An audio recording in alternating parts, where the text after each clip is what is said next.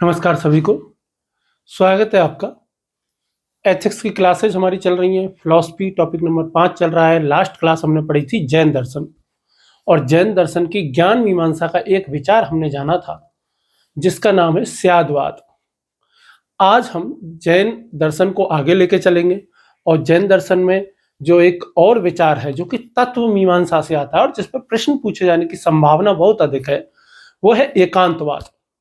एकांतवाद एक ऐसा विचार है जिस पर प्रश्न तो एथिक्स की क्लास में पूछे ही जा सकते हैं। साथ ही जब आप निबंध जो लिखते हो, क्योंकि फिलोसफिकल निबंध आजकल खूब आने लग गए हमारे, और पहले तो केवल जो हमारा निबंध का जो पेपर है उसके केवल दो पार्ट, जैसे दो निबंध आते हैं, एक पार्ट ए पार्ट और बी पार्ट।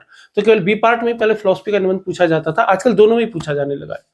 तो अनेकांतवाद एक ऐसा विचार है जहां पर फिलोसफी के किसी भी विचार को समझाते हुए आप इसका प्रयोग कर सकते हो, इसका एक उदाहरण दे सकते हो जिससे आपकी बात में गहराई आएगी।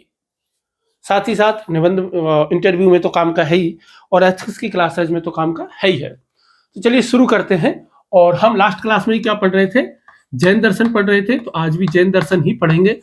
और जैन दर्शन में पिछली बार ज्ञान मीमांसा का हमने एक टॉपिक पढ़ लिया था, स्यादवाद। आज हम पढ़ने वाले हैं तत्व मीमांसा, और तत्व मीमांसा का एक विचार है अनेकांतवाद।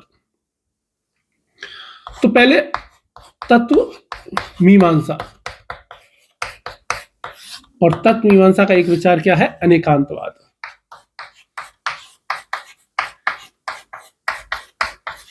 जब हम अनेकांतवाद इस विचार को समझ जाते हैं ना, तो हमारी समझ में ये आता है कि सुकरात ने एक बात कही थी। सुकरात से किसी ने पूछा था कि यार सुकरात, आपको बहुत बड़े ज्ञानी हो, आपको तो सब कुछ पता है। तब सुकरात ने कहा था, मुझे बस इतना पता है कि मुझे कुछ नहीं पता है। कि भाई जब आप अनेकांतवाद को पढ़ते हो तब आपकी समझ में आता है कि आपके पास कितनी कम जानकारी है। हमको लगता है हम सब अपने अपने हिमालय पे बैठे होते हैं।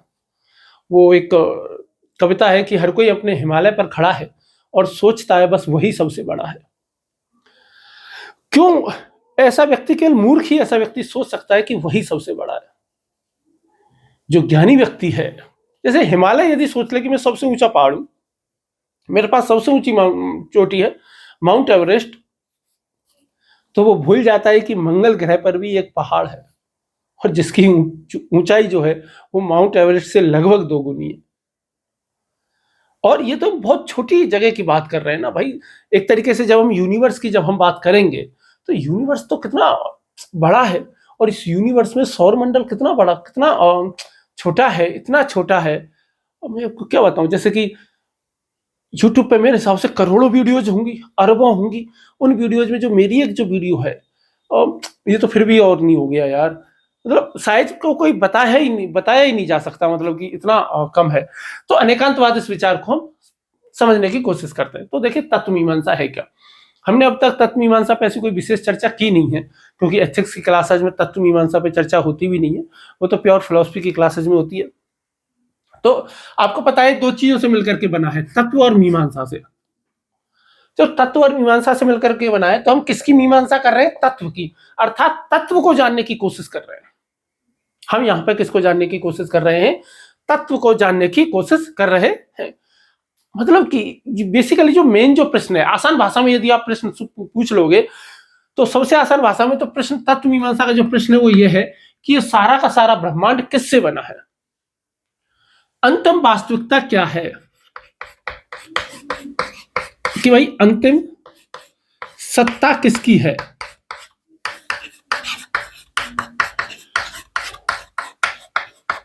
कि भाई जो एब्सोल्यूट या अल्टीमेट रियलिटी जिसको हम कहते हैं, तो अल्टीमेट रियलिटी क्या है? अल्टीमेट रियलिटी क्या है? अब दुनिया में किसी को नहीं पता इस अल्टीमेट रियलिटी के बारे में। अल्टीमेट रियलिटी पे एक पिक्चर बहुत अच्छी बनी हुई है, हॉलीवुड में एक फिल्म बनी है जिसका नाम है प्रीमेथुअस। मतलब वो एलियन जो मूवी है ना, उसकी ही पार्टीशन में एक और बनी है, एक सेकंड देना मेरे को, और उसी में ही इसके बारे में काफी ज्यादा जानकारी देने की कोशिश की है कि वो ये पता लगाने की कोशिश करते हैं कि व्हाट इज अल्टीमेट रियलिटी, कि भाई है क्या अल्टीमेट रियलिटी क्या है। देखो बहुत आसान भाषा में समझो, जैसे ये चौक किससे बना है? चौक प्लास्टर ऑफ पेरिस से बना है। प्लास्टर ऑफ पेरिस किससे बना है? अब आप पूछोगे बोर्ड किससे बना है? ये रूम कमरा किससे बना है? ये कमरा ईंटों से बना है। अच्छा, ईंटें किससे बनी? ईंटें मिट्टी से बनी है। मिट्टी किससे बनी है? मिट्टी विभिन्न प्रकार के खनिज लवणों से बनी है, चट्टानों से बनी है। चट्टानें किससे बनी है? जब हम ऐसे करते हुए चले जाएंगे तो अंत में दो चीजें निकल करके आती हैं हमारे पास में, और दो चीजें निकल करके क्या आती हैं कि भाई आप क्या कह सकते हो कि भाई अंत में एक तो चीज क्या आती है कि भाई भौतिक पदार्थ आते हैं। लास्ट में हमारे पास क्या चीज निकल करके आती है कि भाई भौतिक पदार्थ। और एक चीज और हमारे पास है, जैसे कि हम मानव हैं। अब मानव भौतिक पदार्थों से बना है, हाथ, उंगलियां, हड्डी, मांस, खून, ब्लड वगैरह, और ये सब ठीक है भौतिक पदार्थों से बने हैं। मान लिया कि हड्डियां कैल्शियम से बनी हैं, ये बाल प्रोटीन से बने होते हैं, कुछ चीजें विटामिन से बनी हैं, उससे इससे, ठीक है, समझ गई बात। अब ये बताओ कि जो हमारा ये है, जो मस्तिष्क है, इस मस्तिष्क में एक चेतना नाम की चीज है। भाई कुछ ना कुछ तो इस मस्तिष्क में ऐसा है ना जो सोचता है, जो विचार करता है, जिसे सुख महसूस होता है, जिसे दुख महसूस होता है। यदि सुख और दुख यदि इस बॉडी को एहसास होते तो जब हाथ शून्य होता है तब तो एहसास नहीं होता, जब हमको शून्य करके दांत निकालते हैं तब दर्द नहीं होता।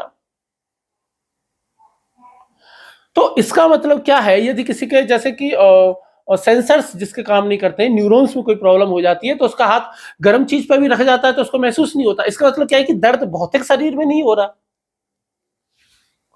खुशी जिसको महसूस होती है, दुख जिसको महसूस हो रहा है, वो किसको महसूस हो रहा है?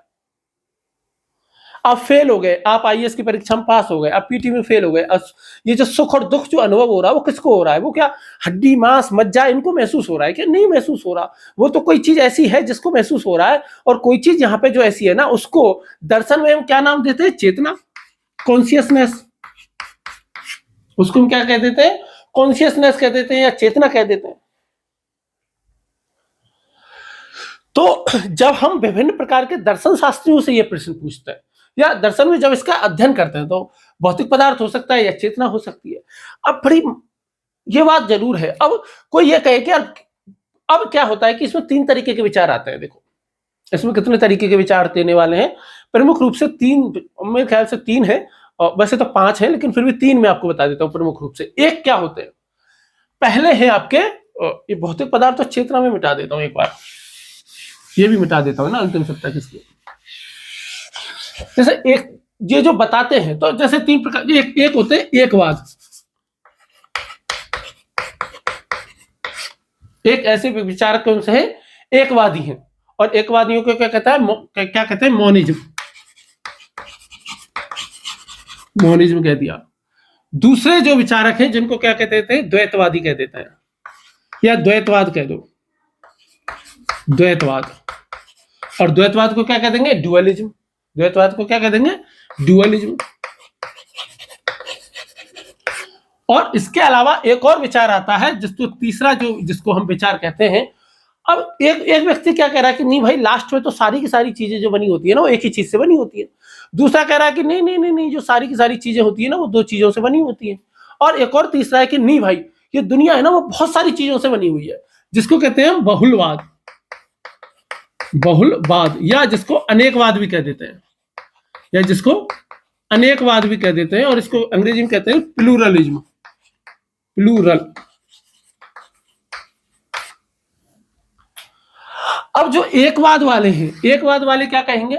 जैसे एकवाद के वाले, द्वैतवाद वाले और बहुलवाद वाले।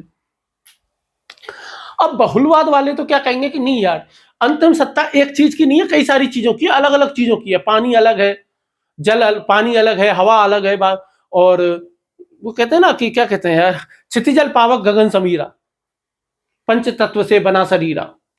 कि क्षितिजल पावक गगन समीरा, पंच तत्व से बना शरीरा। भाई पांच चीजों से मिलकर के बना है। कोई पांच मान रहा है, कोई छह मान रहा है, कोई सात मान रहा है। जैसे वैशेषिक दर्शन सात मानता है कि भाई अंत में अंतिम सत्ता किसकी है? सात चीजों की है, और इन सात चीजों से पूरा का पूरा ब्रह्मांड बना हुआ है। तो उसको भी हम देखेंगे। पहले और दो द्वैतवाद वाले हैं, द्वैतवाद क्या कहते हैं कि नहीं, दो चीजें हैं, एक भौतिक चीज है, एक चेतना है। एकवाद वाले क्या कहते हैं, ये कहते हैं कि भाई, एकवाद वाले कि भाई नहीं, एक ही चीज है, लास्ट में तो कितनी चीजें हैं, केवल एक है। अब आप उसको कुछ भी कहो भाई, आखिर में पूरी दुनिया किससे बनी है? लकड़ी से बनी है, चट्टान से बनी है, पानी से बनी है, आग से बनी है, हवा से बनी है। कोई ना कोई तो एक चीज ऐसी होगी ना कि जिससे पूरा पूरा ब्रह्मांड बना हुआ है। अंत में सारे के सारे लोग आकर कहाँ रुकते हैं? भौतिक पे और चेतना पे। और जब यहां रुक जाते हैं तो लास्ट में फिर बड़ा कंफ्यूजन होता है कि आगे जाए क्या, आगे कि भाई आगे जाए कहां, आगे इस चीज को कैसे बताएं सबको कि भाई किससे बना है, किससे नहीं बना। तो बड़ी क्या हो जाती है भाई, बड़ी कंफ्यूजन की स्थिति इसमें हो जाती है। तो एकवाद जो इसमें क्या कहता है कि एकवाद क्या कहता है कि जितनी भी चीजें वो सब एक ही चीज से बनी है। अब एकवाद में क्या कर देंगे ना, जो भौतिक वाले हैं वो क्या कहते हैं कि सारी चीजें भौतिक भौतिक भौतिक वस्तुओं से बनी है, और जो चेतना वाले हैं वो क्या कहेंगे कि सारी चीजें चेतना से बनी है। वो दोनों में से एक एक को पकड़ लेंगे। इसीलिए एकवाद में क्या आता है, दो विचार आते हैं। एक को कहते हैं आध्यात्मिक एकवाद, एक को क्या कह देंगे, स्पिरिचुअल मोनिज्म, उसको कह देते हैं आध्यात्मिक एकवाद, आध्यात्मिक एकवाद। और दूसरे को हम क्या कह देते हैं, भौतिक एकवाद।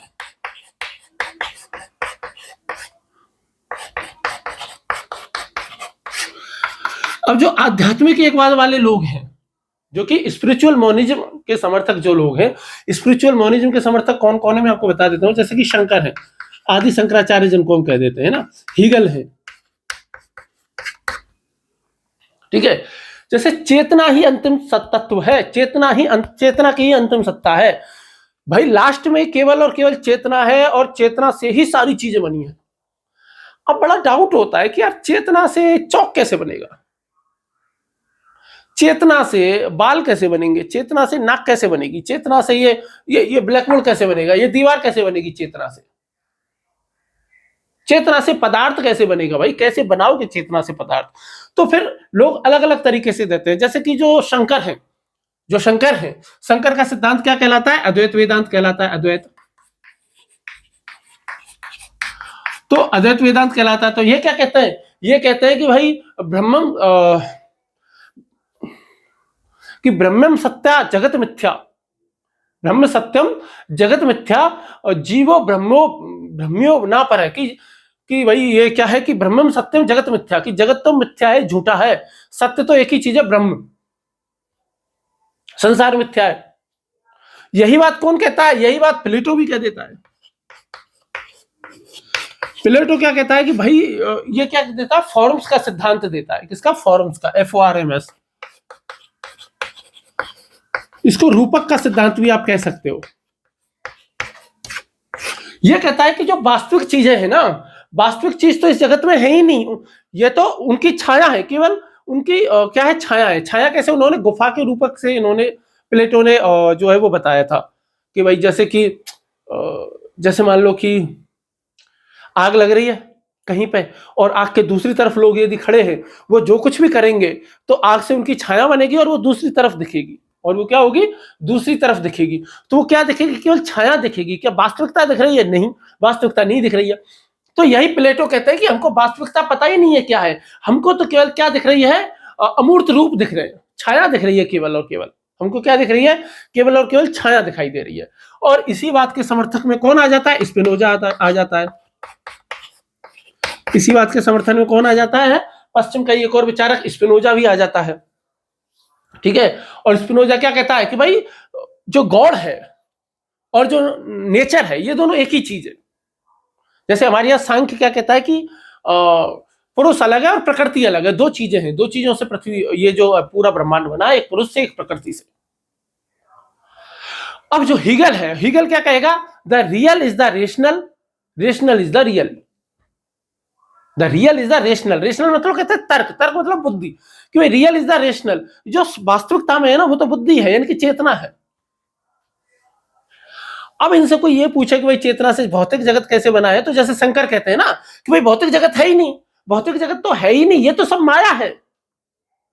ये चौक जो दिख रहा है ना, ये माया है, मैं पढ़ा रहा हूं तो ये माया है, ये वीडियो जो तुम देख रहे हो ये माया है, ये माया है, माया है, ये है नहीं, सच में है ही नहीं। हमको केवल प्रतीत हो रहा है कि ये, लेकिन प्रतीत हो रहा है कि ये है, लेकिन सच में ये है नहीं। अगर आपने एक फिल्म देखी हो हॉलीवुड की जिसका नाम है मैट्रिक्स, मैट्रिक्स यदि आपने किसी ने फिल्म देखी हो, उसके 2-3 मेरे ख्याल से वर्जन है, सबसे पहले वाला देखोगे तो गजब का मजा आएगा आपको। एक सीन आता है उसमें मैट्रिक्स में, बहुत गजब का सीन है, मतलब फिलॉसफी, मतलब फिल्मों में जो फिलॉसफी जो दिखाई जाती है ना, उसका चरम रूप उस मूवी में देखने को मिलता है। एक डायलॉग मिलता है, बहुत शानदार डायलॉग है, कि वो एक जो हीरो होता है जिसका नाम नियो होता है, तो जाता है तो वहाँ एक बच्चा होता है, और जब बच्चा जो होता है ना ऐसे चम्मच को ना बेंड कर देता है, चम्मच पूरी बेंड हो जाती है, तो नियो उससे पूछता है how did you do that, मतलब तुमने ये कैसे किया, बेंड कैसे कर दी चम्मच। तो बच्चा पता है क्या कहता है, देयर इज नो स्पून, कि चम्मच तो है ही नहीं, मैं बेंड कर ही नहीं रहा, चम्मच है ही नहीं, तुमको चम्मच दिख रही है और तुमको ऐसा महसूस हो रहा है कि मैं चम्मच को बेंड कर रहा हूं, but there is no spoon. और यही तो शंकर कह रहे हैं कि there is no spoon at all, there is no green board, there is no chalk in my hand, there is no Rajan Babu, there is no UPSC nishtha, there is nothing, you don't have mobile in your hands, everything that you see, everything is illusion, everything is maya। उसी matrix में एक और scene आता है कि एक जो व्यक्ति होता है वो खड़ा होता है और उस कंप्यूटर से बात कर रहा होता है मशीनों से, और क्या कह रहा होता है, I know that this is not real, but I can feel that it's tasty, but I know that it's not real.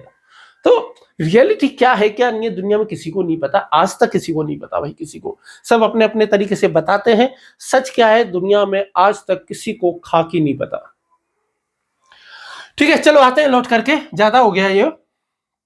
ठीक है, तो ये शंकर है, शंकर तो ऐसे ही कहता है भाई ना, आदि शंकराचार्य, उनका यदि आप कभी निर्वाण षटकम यदि आप कभी पढ़ो तो आपको मजा आएगा।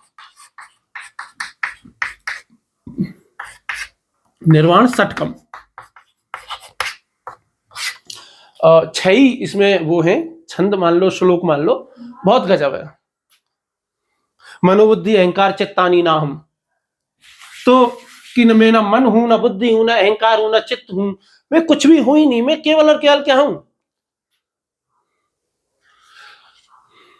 मैं केवल ब्रह्म हूं। शिवोहम न सुखम न दुखम न, मतलब कुछ भी नहीं, मतलब मैं केवल केवल, मतलब दुनिया में एक ही चीज है और वो क्या है, कॉन्शियसनेस, वो क्या है, चेतना, और उस पूरी चेतना में सब है और वही सब कुछ है, वही सब कुछ कर रहा है ना। ये कभी और देखेंगे माया क्या है क्या नहीं है, कैसे ये काम करती है, शंकर कैसे बताते हैं। शंकर में उलझ मत जाना भाई साहब, शंकर अपने आप को ना गुरुत्वाकर्षण की तरफ खींचते हैं, सच बता रहा हूं मैं आपको। मतलब ये बात मैंने भी नोटिस की, जो शंकराचार्य है ना, जब हम उनको पढ़ते हैं वो गुरुत्वाकर्षण की तरह अपनी तरफ खींचते हैं, जैसे जैसे उनको पढ़ते चले जाते हैं लगता है कि ये पकड़ करके खींच रहे हैं यार, और बाहर निकलना बहुत मुश्किल हो जाता है शंकर से, बहुत मजा आता है शंकर को पढ़ते। ठीक है, तो ये अंतिम विचार किसका बताते हैं, एकवाद वाले, जो कि अध्यात्म एकवादी हैं, वो किसका बताते हैं, चेतना का। फिर ये भौतिक वाले आ जाते हैं, और ये तो एकदम बिंदास है, ये तो एकदम सबसे मजेदार वाले लोग हैं। ये कौन है, अपने चारवाक, मतलब कितने गजब के लोग रहे होंगे यार उस जमाने में। मतलब सारे लोग कह रहे हैं कि भाई कर्म कांड करो, भगवान की प्रार्थना करो, ईश्वर करो, ये करो, वो करो, ध्यान करो, साधना करो, और ये क्या कह रहे हैं, खुलेआम कह रहे हैं भगवान होता ही नहीं है, पागल हो क्या, भगवान होता है, आत्मा होती है, ईश्वर होता है, भगवान खा के आए हो क्या, ये कुछ नहीं होता, पागलपंथी। सब चीज को नकार देते हैं बिंदास तरीके से, खुलेआम, ऐसे भी नहीं कि दबी छुपी आवाज में बोल रहे हो, अप्रत्यक्ष रूप से नकार रहे हो, ना ना ना, खुल करके एकदम। बरमद्द कपोत है, अरे साफ साफ कहते हैं, हाथ की एक चिड़िया अच्छी है यार झाड़ी की मोड़ से, साफ कहते हैं, है ना, कि ऋणम कृत्वा घृतम पिबेत यावत जीवित सुखम जीवित, जब तक जियो सुख से जियो, छोड़ो सारी चीजें। और जो लोग ऐसा कहेगा कि भाई सारी चीजों को छोड़ो यार, जब तक जीना है सुख से जियो, ऐश करो, क्या है, खाओ पियो ऐश करो मित्रों, दिल तो किसी का दुखाया ना। ये चारवाक वाले कह रहे हैं कि खाओ पियो ऐश करो मित्रों। तो बेसिकली ये क्या कह रहे हैं कि भाई अंतिम सत्य क्या है? भौतिक है। फिर इनसे कोई पूछता है कि भाई अंतिम सत्य भौतिक है, तो ये बताओ कि यार जो पत्थर है, पत्थर में चिंतन करने की शक्ति कैसे आ जाती है? अब आप मजे की बात देखो कैसे समझाते हैं वो। तो वो क्या कहते हैं, वो कहते हैं कि भाई देख, जो मानव की बॉडी है ना, इसके ही तारों को इस प्रकार सेट कर दिया जाता है कि इसमें सोचने की शक्ति आ जाती है। बात समझ में आ रही है क्या कह रहा है? कि भाई हमारी बॉडी है ना, हमारी बॉडी का प्रोग्रामिंग ऐसी सेट कर दी गई है, तारों की सेटिंग ऐसी कर दी गई है कि इसमें चिंतन करने की शक्ति आ जाती है, इसमें चेतनता आ जाती है। और आज की डेट में यदि आप देखोगे, जब एआई आ गई है, जब कैलकुलेटर आया, अब तो एआई आ गई यार, चैट जीपीटी का जमाना आजकल आ गया, ग्रुप का जमाना आ गया, वो डीप सीक का जमाना आज की डेट में आ गया, मेटा का जमाना आ गया, और आजकल तो कितने खतरनाक खतरनाक रोबोट बनते जा रहे हैं। एआई कितने चरम पे जाती जा रही है। अब एआई में कौन सी चीज ऐसी है जिससे वो चिंतन कर पा रहा है? पर वो कर पा रहा है ना। एआई आपसे बेहतर है कि नहीं है? एआई आपसे और मुझसे बेहतर है कि नहीं है? केवल एक ही चीज में एआई हमसे और आपसे बेहतर नहीं है, और वो है एक तो भावनाओं को समझने में, दूसरा क्रिएटिविटी में, सृजना में, दूसरा किसमें? क्रिएटिविटी में।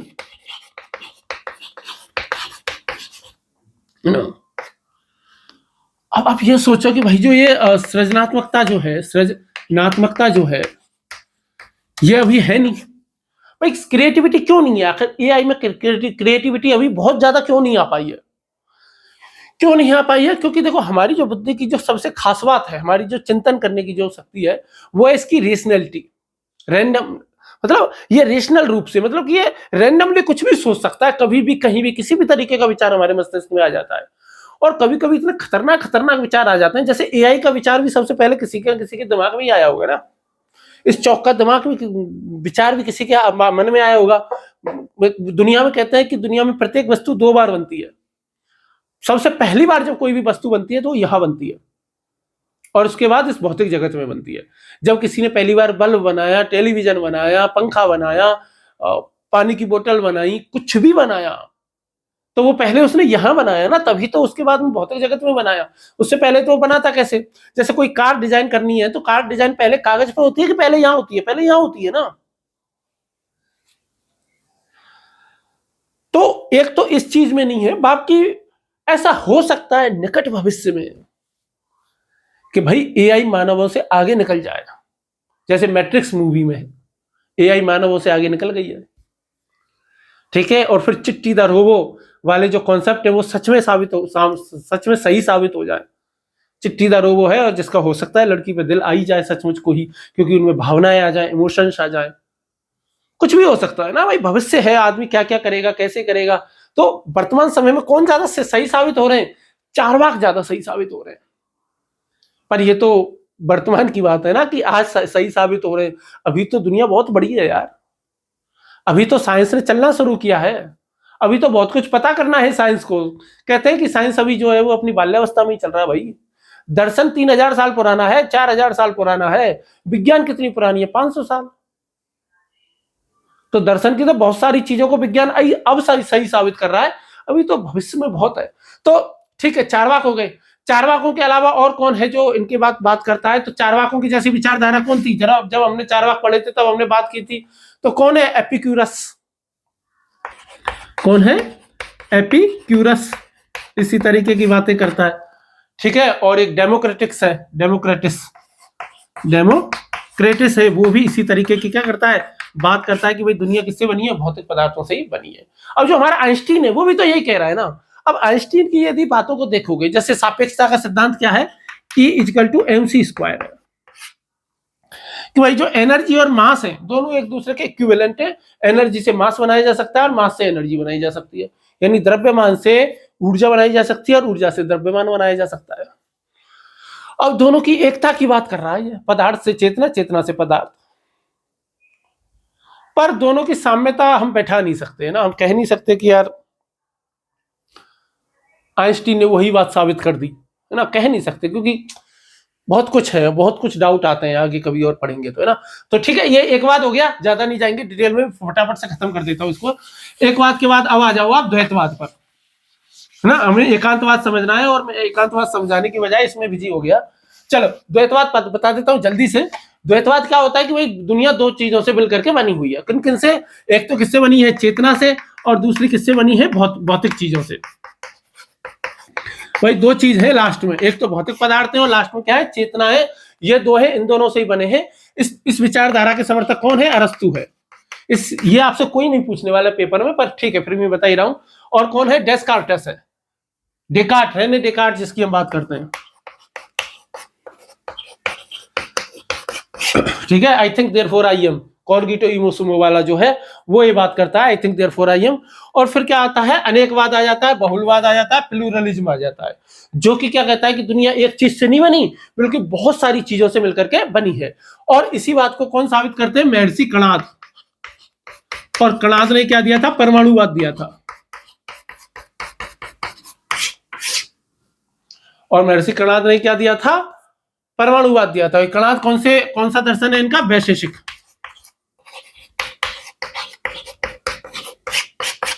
कि दुनिया किससे बनी है? कई छोटे छोटे परमाणुओं से मिलकर के बनी है। तो ये अंतिम में 7 सत्ताओं को मानते हैं, ठीक है। और फिर लास्ट में आता है आपका न्याय दर्शन, वो सॉरी जैन दर्शन। और जैन दर्शन क्या मानता है कि दुनिया जो है कितनी चीजों से मिलकर के बनी होती है? 6 चीजों से मिलकर के बनी होती है। अब आप देखो कि जब ये कह रहे हैं कि दुनिया 6 चीजों से मिलकर के बनी हुई है, तो तभी अनेकांतवाद आता है। अब समझ में? अब अनेकांतवाद को अब हम समझने की कोशिश करेंगे। अब आपको ये पता चला होगा कि हम अंतिम सत्ता की बात करते हैं कि अंतिम रूप से कोई भी चीज क्या है, ये पूरा ब्रह्मांड किससे बना है। ठीक, चलिए अब देखिए कि एक कहानी आती है, एक कहानी बता देता हूं मैं आपको। एक है ना, एक बार कोई पिताजी थे, उन्होंने अपने बच्चे को पढ़ने भेजा, गुरुकुल में पढ़ने भेजा। पुराने जमाने की बात है, बच्चा गया पढ़ने, 12 साल पढ़ाई की, 12 साल पढ़ाई करके वापस आया। बाप बड़ा खुश हुआ, बाप भी अच्छा पढ़ा लिखा था। तो उसने पूछा बाप ने कि बेटे पढ़ के आ गए? कि हाँ आ गए। क्या क्या पढ़ा? कि मैंने वेद पढ़े, मैंने उपनिषद पढ़े, मैंने शास्त्र पढ़े, मैंने ये पढ़ा, मैंने वो पढ़ा, और मैंने सब कुछ पढ़ लिया। ले शाबाश, सब कुछ पढ़ लिया। तो वो उससे कहते हैं कि चल एक वो बीज लेकर के आ। तो बीज लेकर के आता है एक बरगद का। ये बेसिकली ये कहानी है ना, किसी उपनिषद में ये कहानी आती है, छांदोग्य उपनिषद में ये कहानी आती है। श्वेत केतु, उस पुत्र का नाम श्वेत केतु होता है, और इस पिता का नाम क्या होता है? उद्देलक करके ऐसा कुछ नाम होता है पिता का। पिता भी ऋषि होते हैं ना। तो उससे पूछते, बरगद का बीज बुलाते हैं, उससे पूछते कि इस बीज में क्या है? बोले बीज में क्या है? कुछ भी नहीं है, इसी तोड़ को देख। बोले तोड़ के देख। तोड़ के देखता है तो बोले कुछ नहीं, इसमें तो ये पदार्थ सा निकला है, कुछ गीला गीला सा, और तो ये और कुछ नहीं है इसमें। बोले बेटा अभी तुमने पढ़ाई नहीं की, इसका मतलब जाओ तुम दोबारा पढ़ करके आओ। अगर इसमें कुछ भी नहीं है तो इसमें फिर इसमें तुम्हें बरगद का वृक्ष नहीं दिखाई दे रहा छिपा हुआ, कि इसमें बरगद का एक वृक्ष है? तो बरगद का वृक्ष कैसे बनेगा इसमें से, यदि इसमें कुछ नहीं है तो वो क्या कहते हैं कि केवल इस बीज को जान लोगे ना, तो तू कहता ना मैंने जाना है, बेटे से को समझाते हैं, अरे तूने यदि जाना होता तो इस बीज को जान जाता ना।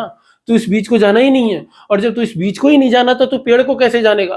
और जब तू पेड़ को नहीं जाना तो इस भूमि को कैसे जानेगा? जब इस भूमि को नहीं जाना तो इस भूमि पर रहने वाले चराचर लोगों को कैसे जानेगा? और जब उन चराचर लोगों को नहीं जानेगा तो इस समाज में रहने के नियमों को कैसे समझेगा? और जब तो समाज में रहना और इन सब चीजों को नहीं सीखेगा तो जो ईश्वर है तो उसको कैसे जानेगा? तू सत्य को कैसे जानेगा?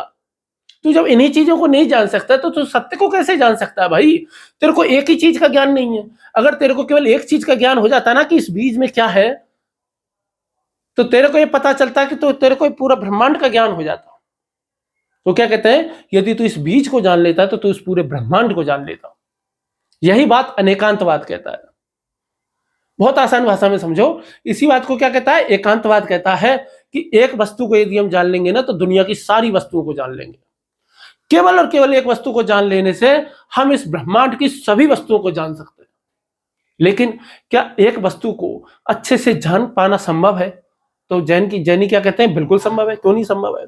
और इसी अनेकांतवाद के विचार से ही जो एक विचार पैदा होता है उसी को हम क्या कहते हैं, सस्टेनेबल डेवलपमेंट। सस्टेनेबल डेवलपमेंट मतलब इतना यूनिक विचार जैन दर्शन में आज से 2500 साल पहले, मैं तो अचंभित हूं सोचा कैसे उन्होंने इतना गहरा। मैं कई बार दर्शन जब पढ़ता हूं अब मैं सोचता हूं कि यार शंकर ने इतने साल पहले इतना गहरा कैसे सोच लिया। जैन दर्शन ने अनेकांतवाद जैसा विचार कि एक वस्तु को जान लोगे तो पूरे ब्रह्मांड को जान लोगे, और एक वस्तु को जानने के लिए जरूरी है कि आप पूरे ब्रह्मांड को जानो। इतनी कितनी गहरी बात उन्होंने सोच कैसे ली, इन्होंने कैसे ये सोच ली। जब उस समय तो इन्वायरमेंट पढ़ा नहीं था लोगों ने, इकोलॉजी को लोग पढ़ते नहीं थे उस समय। थोड़ी मतलब कि कैसे उनको पता चला होगा कि भाई एक मधुमक्खी के परागकण कितने इंपॉर्टेंट है इस पूरी पृथ्वी पर, कि मधुमक्खी खत्म हो गई तो मानव जाति पर संकट आ जाएगा। ये अनेकांतवाद का विचार है। अनेकांतवाद इसको समझा रहा है कि भाई प्रकृति में एक छोटे से छोटा जो मच्छर है ना, उसका भी कोई ना कोई योगदान है इस प्रकृति में। इसलिए जब वो अहिंसा कहते हैं, कितना गहरा विचार है कि मच्छर को भी नहीं मारना है,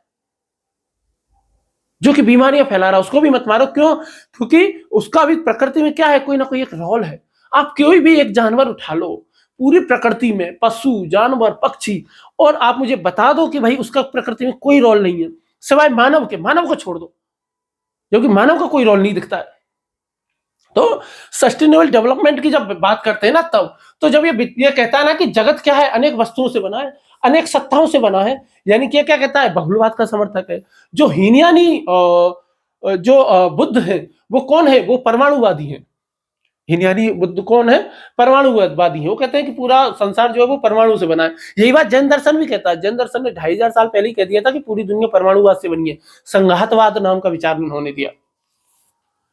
जैन दर्शन भी यही मानता है, न्याय दर्शन भी यही मानता है। ग्रीस में भी उस समय कुछ विचारक हुए, जिसमें से एक का नाम है लूसिफस, एक का नाम है डेमोक्रिटस। ये भी ये मानते थे कि दुनिया सारी की सारी किससे बनी है, परमाणुओं से बनी हुई है। यदि दुनिया परमाणु से बनी हुई है तो जैन दर्शन क्या कहता है कि प्रत्येक वस्तु के क्या होते हैं, अनंत धर्म होते हैं। प्रत्येक वस्तु के कितने धर्म होते हैं, अनंत। अनंत धर्म का मतलब है गुण, उसकी विशेषताएं, उसकी क्वालिटी।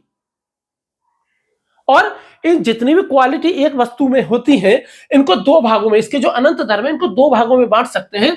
एक को कहते हैं स्वपर्याय और दूसरे को क्या कह देंगे, परपर्याय। अब ध्यान से सुनना कि किसी भी वस्तु में कितने होते हैं, अनंत धर्म होते हैं। और अनंत धर्म होते हैं तो अनंत धर्मों को दो भागों में बांट सकते हैं, एक होते हैं स्वपर्याय और एक होते हैं परपर्याय। वो कहते हैं कि जैसे कोई भी वस्तु है, जैसे मान लो कि ये डस्टर है, अब ये प्लास्टिक से बना है और ये इधर कपड़ा लगा है। अब ये जितनी भी क्वालिटी इसमें है, जैसे इसका रंग हो गया, व्हाइट है ब्लैक है, इसमें लगा हुआ पदार्थ हो गया, जैसे कि प्लास्टिक से बना है, कपड़े से बना हुआ है, इसका रंग हो गया, इसका रूप हो गया, इसकी लंबाई हो गई, इसकी चौड़ाई हो गई, इसकी मोटाई हो गई। ये सारी की सारी चीजें जितनी भी इसकी विशेषताएं हैं, ठीक है, ये सब इसके क्या है, इसके स्वपर्याय हैं। और इसके परपर्याय क्या है कि भाई इसको जानने के लिए और दूसरी हर चीज को जानना होगा। जैसे इसको जानने के लिए हमें कपड़े को भी जानना पड़ेगा, इसको पूरी तरीके से जानने के लिए हमें प्लास्टिक को जानना पड़ेगा। फिर हमें कपड़ा मिलता कहां से, कपड़ा हमें मिलता है कि भाई कपास से मिलता है, तो कपास को जानना पड़ेगा। कपास आता कहां है, कपास जमीन में उगता है, तो फिर भूमि को जानना पड़ेगा। प्लास्टिक किससे बनता है, केमिकल से बनता है, केमिकल्स आते कहां से हैं, उनको पढ़ो। फिर हर चीज को आप पढ़ते जाओ, जानते चले जाओ। तो बेसिकली जब आप जैसे देखिए, जैसे ये डस्टर है, आप एक और दोबारा आसान भाषा में समझिए। क्या इस डस्टर का सफेद और काला होना आवश्यक है क्या? नहीं, बिल्कुल आवश्यक नहीं है। क्या इस डस्टर का प्लास्टिक का होना आवश्यक है क्या? नहीं, ये तो लकड़ी का भी बनाया जा सकता है, ये तो लोहे का भी बनाया जा सकता है, ये खाली कपड़े का भी हो सकता है। अब इसमें से जितनी भी ऐसी क्वालिटी है ना जो कि इसमें आवश्यक नहीं है, उन सबको निकाल दो। क्या इसका इतना ही लंबा होना आवश्यक है? नहीं। क्या इसका इतना ही मोटा होना आवश्यक है? नहीं। क्या इसकी डिजाइन ऐसी होनी आवश्यक है? नहीं। तो ये सारी की सारी चीजों को यदि निकाल देंगे तो ये सारी की सारी चीजें जो है पर पर्याय बचेंगी, पर पर्याय है। और जो इसकी ओरिजिनलिटी जो है वो इसकी क्या है, वो स्वपर्याय है। वो क्या है, इसमें स्वपर्याय है। उसको हम क्या कह देंगे, स्वपर्याय, जो इसकी खुद की है। जैसे काला रंग इसका खुद का नहीं है, सफेद रंग इसका खुद का नहीं है। यदि हम यहाँ पे लाल कपड़ा भी लगा दे तो क्या दिक्कत है बताओ, मिटेगा तो फिर भी ना। यदि हम प्लास्टिक का नहीं बना के लकड़ी का बना दे फिर भी मिटेगा। तो वो वाली बात है। और वो कहते हैं कि भाई जो व्यक्ति एक भी वस्तु के 100 पर्यायों को और उसके पर पर्यायों को जान लेता है, पर पर्यायों का मतलब कि भाई इसकी प्लास्टिक को समझो, कपड़े को समझो, भूमि को समझो, मिट्टी को समझो, लोहे को समझो, हर चीज को समझो, वही क्या करता है, वही इस संसार में असली सत्य को जान सकता है, वही इस जगत को बहुत अच्छे तरीके से जान लिया है। और जो व्यक्ति इन सब चीजों को, किसी भी वस्तु के 100 पर्याय पर पर्यायों को जान लेता है, उसे केवल ज्ञान हो जाता है। और वो व्यक्ति क्या हो जाता है, ऐसा व्यक्ति हो जाता है केवली या केवलिन, क्योंकि उसको क्या प्राप्त हो जाता है, केवल ज्ञान प्राप्त हो जाता है। इसको देखो आधुनिक भाषा में समझने की कोशिश करते हैं, आसान भाषा में। जैसे हमारा जो सिलेबस है यूपीएससी का, उसमें एक सब्जेक्ट है, उस सब्जेक्ट का नाम क्या है, उस सब्जेक्ट का नाम है पर्यावरण एवं पारिस्थितिकी, एनवायरनमेंट एंड इकोलॉजी। उस विषय का नाम क्या, मैं लिखता हूं, पर्यावरण एवं पारिस्थितिकी, environment and ecology, ENVIRON, environment and ecology. अब मेरे को ये बताओ, क्या इन दोनों शब्दों का मतलब एक ही है कि दोनों अलग अलग है?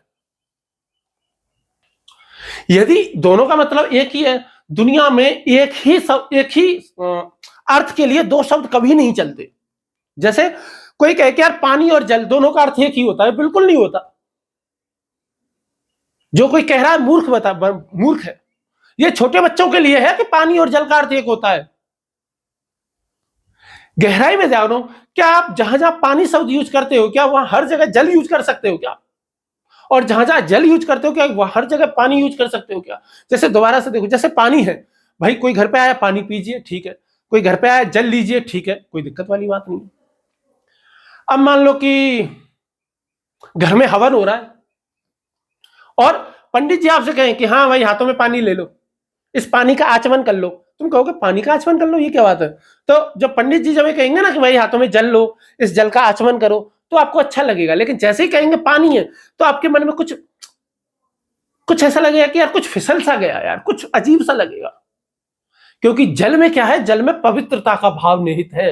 क्या पानी में पवित्रता का भाव निहित है? नहीं, जल में पवित्रता का भाव निहित है। मानो तो मैं बहता कौन सा गाना है, मतलब कि एक तो कहते हैं ना कि भाई बहता पानी गंगा जल, वो गाना भी है ना, गाना मेरे को याद नहीं आ रहा है ना। मतलब अब कोई जैसे पंकज है, पंकज किसको कहते हैं, जो कीचड़ में जन्म लेता है। कीचड़ में तो जन कितनी सारी चीजें जन्म लेती हैं, हर कोई कमल थोड़ी हो जाएगा। जलज है जो जल में जन्म लेता है, जल में जन्म लेने वाली हर चीज थोड़ी कमल हो जाएगी। वैसे ही तो पर्यावरण और पारिस्थितिकी का अर्थ एक नहीं है। और आपको पर्यावाचियों के बारे में और कुछ ज्यादा ये समझना हो ना, तो ये कॉइन नाम के शायद एक भाषा वैज्ञानिक हुए, लिंग्विस्टिक फिलोसफर है, उनको आप पढ़ोगे तो ज्यादा समझ में आएगा। तो ये दोनों अलग अलग शब्द हैं। इन दोनों शब्दों में अंतर क्या है? जो पर्यावरण की जब हम बात करते हैं, तो पर्यावरण में मानव केंद्र में है। परिधन आवरण, हमारे चारों ओर का जो आवरण है उसको हम पर्यावरण कहते हैं। इसका मतलब मनुष्य क्या कहता है कि भाई मैं तो सेंटर में हूं, मेरे चारों तरफ ये पूरा पर्यावरण है, मैं हीरो हूं, मेन हीरो इस पिक्चर का मैं हूं, और इस पूरी धरती मेरे चारों तरफ घूम रही है। ये पर्यावरण जब हम कहते हैं तब हमारी सोच में ये बात आती है। लेकिन जैसे ही हम पारिस्थितिकी कहते हैं, जैसे ही हम इकोलॉजी कहते हैं, तो इकोलॉजी होती है ऐसी कि जलमंडल, स्थल मंडल, जैव मंडल, इन सबको मिलाकर के जो बनता है उसको हम पारिस्थितिकी कहते हैं। और पारिस्थितिकी में क्या होता है कि कोई भी केंद्र में नहीं होता, ये सब एक दूसरे पर निर्भर होते हैं, ये सब एक दूसरे पर डिपेंडेंट होते हैं। हालांकि कुछ कीस्टोन प्रजातियां हो सकती हैं, कुछ महत्वपूर्ण प्रजातियां हो सकती हैं। जैसे हो सकता है कि किसी जगह पे हाथी है, तो हाथी कीस्टोन प्रजाति हो सकती है। कीस्टोन प्रजाति मतलब होता है किसी जगह पे कुछ मुख्य प्रजाति का होना, जो कि पूरे खाद्य श्रृंखला को बैलेंस किए हुए है, या पूरे जंगल के उसको बैलेंस बनाए हुए हैं। तो वो ये क्या कहते हैं कि वो यहाँ पे वही बात समझाना चाहते हैं कि दुनिया की हर वस्तु दूसरी वस्तु से जुड़ी हुई है। यही बात तो इकोलॉजी कहती है। आज जाकर के जब इकोलॉजी जब हम पढ़ते हैं, पारिस्थितिकी जब हम पढ़ते हैं, तब हमारी समझ में आती है कि भाई सारी प्रजातियां एक दूसरे पर निर्भर हैं। पूरी पृथ्वी, पूरी मानव, पूरी जो प्रजातियां जितनी भी सजीव है सब एक दूसरे पर निर्भर है। पूरी पृथ्वी, यहां तक कि पूरा सौर मंडल भी तो एक दूसरे पर निर्भर है। हमारी धरती का अस्तित्व नहीं होता यदि जुपिटर नहीं होता। यानी कितनी बार जुपिटर की ग्रेविटी की वजह से कितने सारे एस्टेरॉयड पृथ्वी से टकराने से बच गए। तो बहुत सारी चीजों का योगदान होता है। सबसे पहले जो एक फिलॉसफी जिसको इकोलॉजिकल फिलॉसफी कहते हैं, जिसको हम क्या कहते हैं, इकोलॉजिकल फिलॉसफी, ये जैन दर्शन ने दे दी 2500 साल पहले भाई, जो कि पश्चिम में आई है 1973 में, 1970 के दशक में, 1973 में एग्जैक्ट यदि मैं कहूं तो। आर्ने नैस करके एक दार्शनिक है, वो लेकर के आए, आर्ने नैस। पश्चिम में नॉर्वे के शायद ये दार्शनिक थे, मैं यदि मैं गलत नहीं हूं तो। इनका नाम है आर्ने नैस। इन्होंने पहली बार ये बात कही, वो भी कब कही, 1973 में। जबकि हमारे जैन दर्शन ने आज से 2500 साल पहले यह कह दिया कि दुनिया की प्रत्येक वस्तु एक दूसरे से जुड़ी हुई है, दुनिया के प्रत्येक प्राणी का इस संसार में विशेष महत्व है। कितनी, मतलब आप ये सोचो कि यार जो दर्शन है, फिलॉसफी है, 2500 साल पुराना है, 3000 साल पुराना है। पुराने लोग थे साहब, उस समय तो ज्ञान विज्ञान का विकास ही नहीं हुआ था, उस समय तो लोगों के पास ज्यादा जानकारी थी ही नहीं।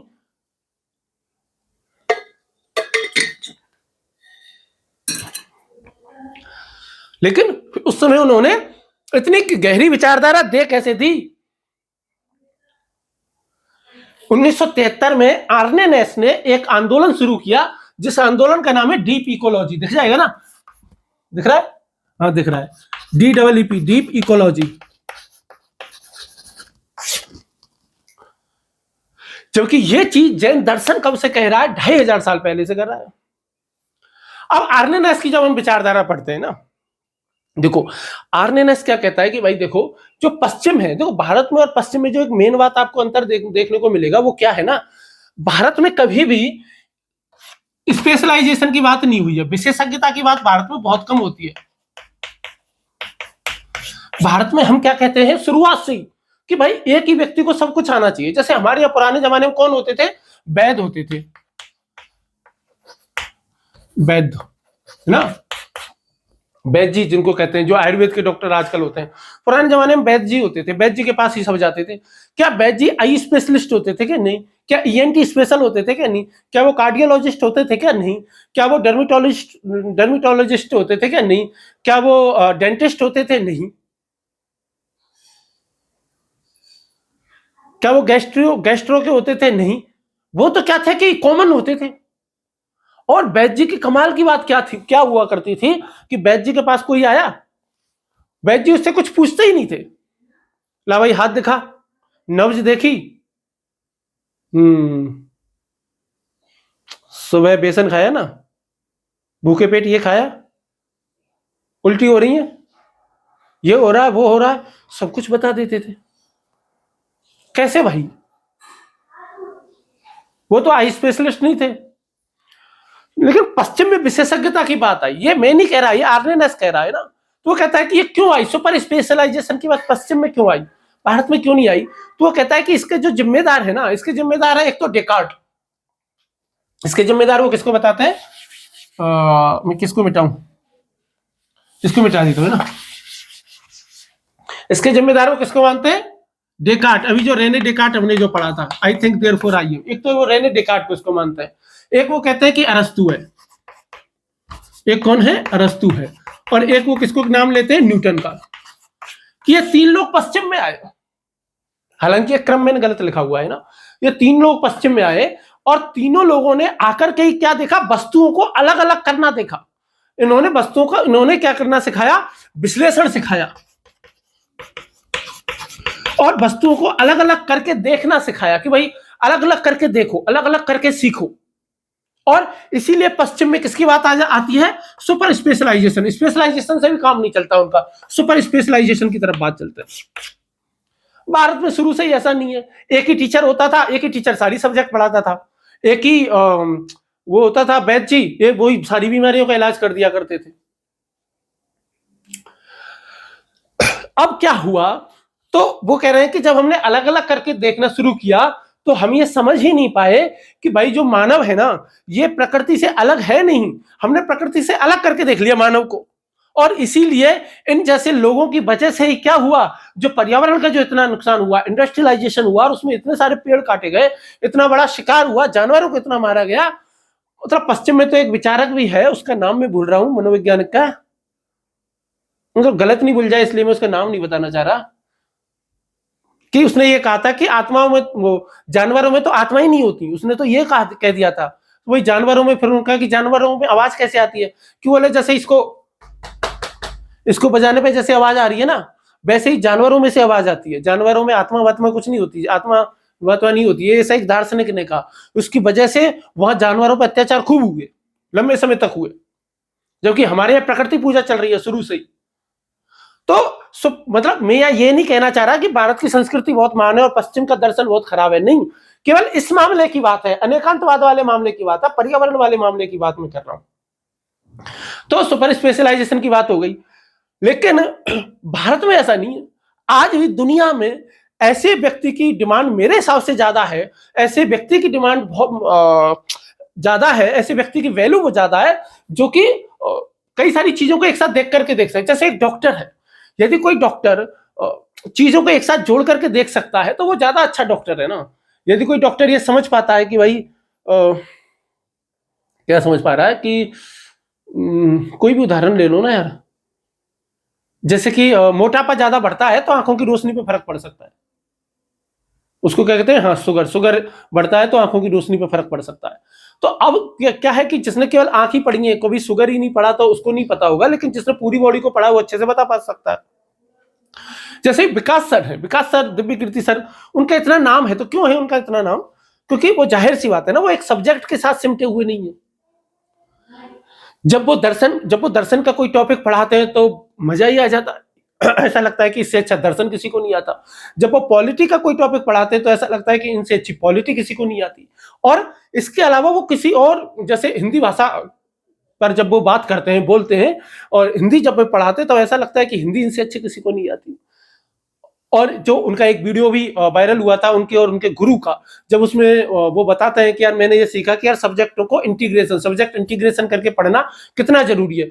आज की डेट में जब न्यू एजुकेशन पॉलिसी आई है तो हम सब्जेक्ट इंटीग्रेशन पर ही काम कर रहे हैं वहां एनसीईआरटी में जाकर के, तो सब्जेक्ट इंटीग्रेशन होना चाहिए। तो ऐसी बहुत सारी बात है।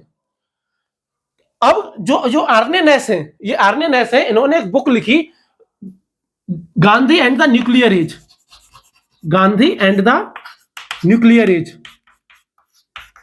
ये पुस्तक का नाम लिख लेना भाई, इंपॉर्टेंट है ना, Gandhi and the nuclear age. इस पुस्तक में इन्होंने ये लिखा, क्योंकि गांधी हमारे लिए बहुत इंपॉर्टेंट है, बहुत इंपॉर्टेंट है हमारे लिए, है ना। इस पुस्तक में उन्होंने ये लिखा कि यदि पर्यावरण को बचाना है, यदि इस पृथ्वी को बचाना है, यदि पारिस्थितिकी को संतुलन में रखना है, तो हम केवल और केवल गांधी के बनाए रास्ते पर ही चलेंगे तो ही काम चलेगा। और गांधी के विचार कहां से प्रेरित हैं? जैन दर्शन से। अहिंसा का विचार उन्होंने कहां से लिया है? जैन दर्शन से ही तो लिया। और कहां से लिया? पर्यावरण की जब वो बात करते हैं तो वो कहां से लिया? अनेकांतवाद का जो विचार गांधी जी ने लिया, या प्रकृति का जो विचार लिया है, जैन दर्शन से ही तो लिया। भाई यदि हम एक वस्तु को नष्ट करेंगे तो दूसरी वस्तु पे इफेक्ट पड़ना तय है। और यही बात आर्नेनस कहते हैं, अनेकांतवाद यही विचार ये कहता है कि दुनिया की अधिकांश नैतिक समस्याओं का इलाज हो सकता है कब? जब हम चीजों को समझें कि प्रत्येक वस्तु एक दूसरे से बहुत ज्यादा कनेक्टेड है। जब मनुष्य ये समझ जाएगा कि भाई चौक को समझने के लिए केवल और केवल चौक को समझना जरूरी नहीं है, प्लास्टर ऑफ पेरिस को जानना जरूरी है। प्लास्टर ऑफ पेरिस के साथ साथ मिट्टी के जितने भी प्रकार होते हैं सबको जानना जरूरी है। मिट्टी को जानने के बाद मिट्टी, मृदा, मिट्टी बनती कैसी है, चट्टान क्या होते हैं, कैसे बनती है, कैसे बनी है, तो पूरी पृथ्वी कैसे बनी है, चट्टान कैसे बनी है, गर्म लावा कैसे बनता है, ज्वालामुखी क्या है। जब इन पूरी चीजों को जान लेंगे तब जाके समझ में आएगा कि भाई कितना गहरा रिश्ता है हर चीज का। तो ये अनेकांतवाद कहता है कि भाई किसी एक वस्तु को जानने के लिए हमें ब्रह्मांड की सारी वस्तुओं को जानना पड़ेगा। और यदि हम किसी एक वस्तु को पूरा जान लेते हैं तो हम पूरे ब्रह्मांड को भी पूरा जान सकते हैं। ये विचार क्या कहता है? अनेकांतवाद ये विचार कहता है। और अनेकांतवाद का विचार मोस्ट इंपोर्टेंट किस लिए है? पारिस्थितिकी के संबंध में, कि भाई मनुष्य पर्यावरण को कैसे बचा सकता है। मनुष्य का जो अहंकार है, कि मनुष्य का ये अहंकार कि मैं सबसे बड़ा हूं, यही अहंकार तो तेलंगाना में जो हैदराबाद में जो हुआ, जो बेचारे लाखों जानवरों का घर उजाड़ दिया, उसी अहंकार की तो जड़ है ना। यदि जैन दर्शन उन्होंने पढ़ा होता, यदि अनेकांतवाद का विचार उन्होंने पढ़ा होता, तो वो ये नहीं कहते, ऐसा करते ही नहीं। यदि बुद्ध की करुणा उन्होंने पढ़ी होती तो वो ऐसा करते ही नहीं। यदि अहिंसा सीखी होती उन्होंने जैनों से तो वो कभी ऐसा करते ही नहीं।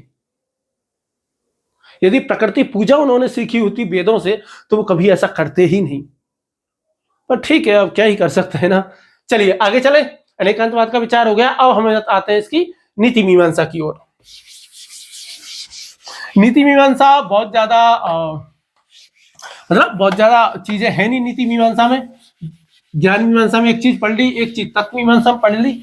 नीति मीमांसा में छोटी छोटी बातें हैं, छोटी छोटी मगर मोटी बातें हैं, जो कि आपको पहले से ही आती हैं, तो कोई टेंशन वाली बात नहीं है, ज्यादा आसान बातें हैं। तो नीति मीमांसा, तो नीति मीमांसा में हम क्या क्या पढ़ेंगे? नीति मीमांसा, नीति मीमांसा में हम क्या क्या पढ़ने वाले हैं? नीति मीमांसा में हम पढ़ेंगे पंचव्रत। पंचव्रत दिए थे महावीर स्वामी के। महावीर स्वामी के पंचव्रत क्या है? तो अहिंसा है, सत्य है, अस्तेय, अपरिग्रह है, ब्रह्मचर्य है, तो ये सब है। इसके अलावा एक और है जो इन्होंने दिया, वो है बंधन की धारणा। इन्होंने एक धारणा दी जिसको बंधन की धारणा कहते हैं, कि जैन दर्शन में आत्मा को जीव कहते हैं। आत्मा को क्या कहते हैं? जीव। तो कहते हैं कि जीव जो है वो बंधन में फंसा हुआ है इस धरती पर, कर्म के सिद्धांत के चक्कर में। तो एक कर्म सिद्धांत को मानता है ना। और एक और धारणा है जिसको कहते हैं त्रिरत्न, सम्यक दर्शन, सम्यक ज्ञान और सम्यक चरित्र। तो वो देखेंगे। बहुत कुछ दिया, मतलब जैनियों ने इतना कुछ दिया है।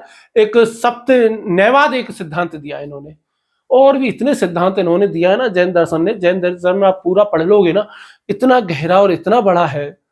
मतलब मैं तो अपनी तरफ से ये कहता हूं कि चाहे बुद्ध हो, चाहे उपनिषद हो, चाहे जैनी हो, जैन दर्शन महावीर स्वामी हो, कोई भी हो, शंकर हो, मतलब मैं इस बात पे बहुत मुझे अचंभा होता है कि यार आज से 2500 साल पहले ये लोग कितने ज्ञानी थे यार।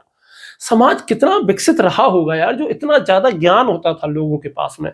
और आजकल तो आप देख रहे हो कि मतलब ज्ञान नाम की चीज ही नहीं है। मतलब है, भौतिकता की तरफ ज्यादा है ज्ञान है, लेकिन टेक्नोलॉजी में ज्यादा है और उस चीज में ज्यादा है, भौतिकता की तरफ ज्यादा है। लेकिन जो इनर पीस की जब हम बात करते हैं ना, आंतरिक शांति की बात हम जब करते हैं, और जो दुनिया के सबसे गहरे रहस्यों से जो पर्दा उठाने की जो कोशिश है ना, उसकी तरफ बहुत कम ध्यान है। आजकल आप देख रहे होंगे दर्शन शास्त्र विषय की भी रेस्पेक्ट नहीं बची है इतनी ज्यादा। कितने सारे कॉलेजों में दर्शन शास्त्र मिलती ही नहीं। और आज की भौतिक जगत में यूं भी है कि यार दर्शन शास्त्र पढ़ के कोई क्या ही बनेगा। आप एक बात बताओ, कोई फिलॉसफी लेगा बीए में, एमए में, कोई क्या कर सकता है? ये तो ठीक है आपके सिलेबस में डाल दिया है, एथिक्स के सिलेबस में, तो आईएएस के लिए जरूरी हो गई है ना। नहीं तो आदमी क्या बन सकता है? एक टीचर ही बन सकता है ले दे करके। ये तो ठीक है कि पीसीएस के सिलेबस में और इसमें सिलेबस में है तो ये नौकरी आप कर सकते हो। बाकी ऐसा थोड़ी है कि भाई आप कुछ बन जाओ। जैसे बायोलॉजी पढ़ते हैं तो आप बायोलॉजिस्ट बनते हैं, केमिस्ट्री पढ़ते हैं तो आप एक केमिस्ट बनते हो, है ना। केमिस्ट तो नहीं बनते, हाँ, लेकिन कई तरह की जॉब उनको मिलती है, कई तरीके के चीजें वो कर सकते हैं। बट दर्शन शास्त्र में ये है कि भाई इससे दुनिया की कौन सी प्रॉब्लम सॉल्व होगी, लोग ऐसे कहेंगे। तो भाई इससे दुनिया की कौन सी प्रॉब्लम सॉल्व हो रही है, आप तो ये बताओ। तो ठीक है, अलग अलग चीजों को देखने के नजरिए हैं। बाकी सब्जेक्ट ये बहुत शानदार है। ठीक है, चलिए हम देख लेते हैं। सबसे पहले बंधन की धारणा देख लेते हैं। बंधन की धारणा क्या होती है? तो ये बंधन तो प्रेम का, प्यार का बंधन है, वो वाला बंधन नहीं है। ये बंधन है कर्मफल, कर्मफल की प्रक्रिया में जो पड़े हुए हैं। अब कर्म सिद्धांत हमारा दिया हुआ है, अब लोग कर्मफल की प्रक्रिया में उलझे हुए हैं। व्यक्ति का जन्म होता है इसलिए होता है क्योंकि भाई ये किसको मान रहे हैं? ये पुनर्जन्म को मान रहे हैं, ये ध्यान रखना है ना। ये आत्मा को भी स्वीकार करते हैं। जैन दर्शन किसको स्वीकार करता है? आत्मा को स्वीकार करता है, कर्मफल और को स्वीकार करता है, पुनर्जन्म को स्वीकार करता है। ठीक है, ये कहते हैं कि भाई आत्मा जो होती है ना, वो चींटी में, हाथी में, सभी में आत्मा एक जैसी होती है। जब वो आत्मा चींटी में जाती है तो चींटी के आकार की हो जाती है, और जब हाथी में जाती है तो हाथी के आकार की हो जाती है। ये कहते हैं कि भाई हमारा पुनर्जन्म क्यों होता है? तो वही कर्म सिद्धांत देते हैं कि भाई पुराने जन्मों का जो कर्म है, कर्मफल था, वो हमारा बच गया तो हमारा जन्म हो गया। तो जन्म हो गया तो भाई क्या हो गया कि भाई ये रिजल्ट है। तो क्या कहते हैं? कारण परिणाम की थ्योरी हम देते हैं। जो कहते हैं कि हम दुनिया में क्यों हैं, अपना कर्म फल पूरा करने के लिए, हमारे जो कर्म बच गए हैं उनका जो फल बच गया है उनको पूरा करने के लिए। तो भाई कर्म फल कैसे पूरा होगा कि हम क्या करें, सधे मुक्ति प्राप्त कर लें। कैसी मुक्ति प्राप्त कर लें, सधे मुक्ति प्राप्त कर लें। और सधे, एक सेकंड देना है ना। और सधे मुक्ति कैसे प्राप्त कर सकते हैं, सधे मुक्ति आप प्राप्त कर सकते हो कैसे, जब आप क्या करोगे कि भाई कर्मों में निर्लिप्त रहोगे, मतलब कि अनासक्त भाव से जब आप कर्म करोगे, वासनाओं में नहीं उलझोगे, लालसाओं में नहीं उलझोगे, नई नई आकांक्षाएं आपके दिल में पैदा नहीं होंगी इन सब चीजों की वजह से। तो ये मोक्ष को भी स्वीकार करते हैं, ये बात मैं आपको पहले भी बता चुका हूं। जो हमारा बुद्ध थे, गौतम बुद्ध थे, वो आत्मा को स्वीकार करते थे क्या, नहीं। क्या वो पुनर्जन्म को स्वीकार करते थे, हाँ। क्या वो कर्मफल को स्वीकार करते थे, हाँ। क्या वो मोक्ष को स्वीकार करते थे, हाँ। निर्वाण कहते थे ना, अग्नि का बुझ जाना। तो वो आत्मा को स्वीकार नहीं करते थे, लेकिन उन्होंने आत्मा को भी स्वीकार कर लिया। लेकिन यह जैन दर्शन में आत्मा को क्या कहा है, जीव कहा है। अब जैन धर्म में जो मोक्ष की जो प्रक्रिया है, मतलब जो पंचव्रत है, ये बंधन की धारणा है, ये त्रिरत्न है, ये सारा प्रोसेस किस लिए कर रहे हैं, मोक्ष प्राप्ति के लिए ही तो कर रहे हैं ना। और मोक्ष को ये लोग क्या कहते हैं, कैवल्य। मोक्ष को ये लोग क्या कह रहे हैं, कैवल्य ये लोग कह रहे हैं। तो ये सारे के सारे साधन है किस लिए, ताकि एक व्यक्ति क्या प्राप्त कर सके, मोक्ष प्राप्त कर सके। वो व्यक्ति क्या कर सके, इस संसार से मुक्ति हासिल कर सके। अब मोक्ष पे ज्यादा पढ़ेंगे नियम। तो इसके साधन क्या है, तो साधन क्या है, त्रिरत्न है। क्या है, त्रिरत्न है। तो कोई पूछता है कि भाई त्रिरत्न क्या है, तो त्रिरत्न 3 है। जैसे बुद्ध का अष्टांगिक मार्ग थे तो उसमें 8 सम्यक थे, इसमें 3 ही सम्यक है। तो कौन कौन है सम्यक,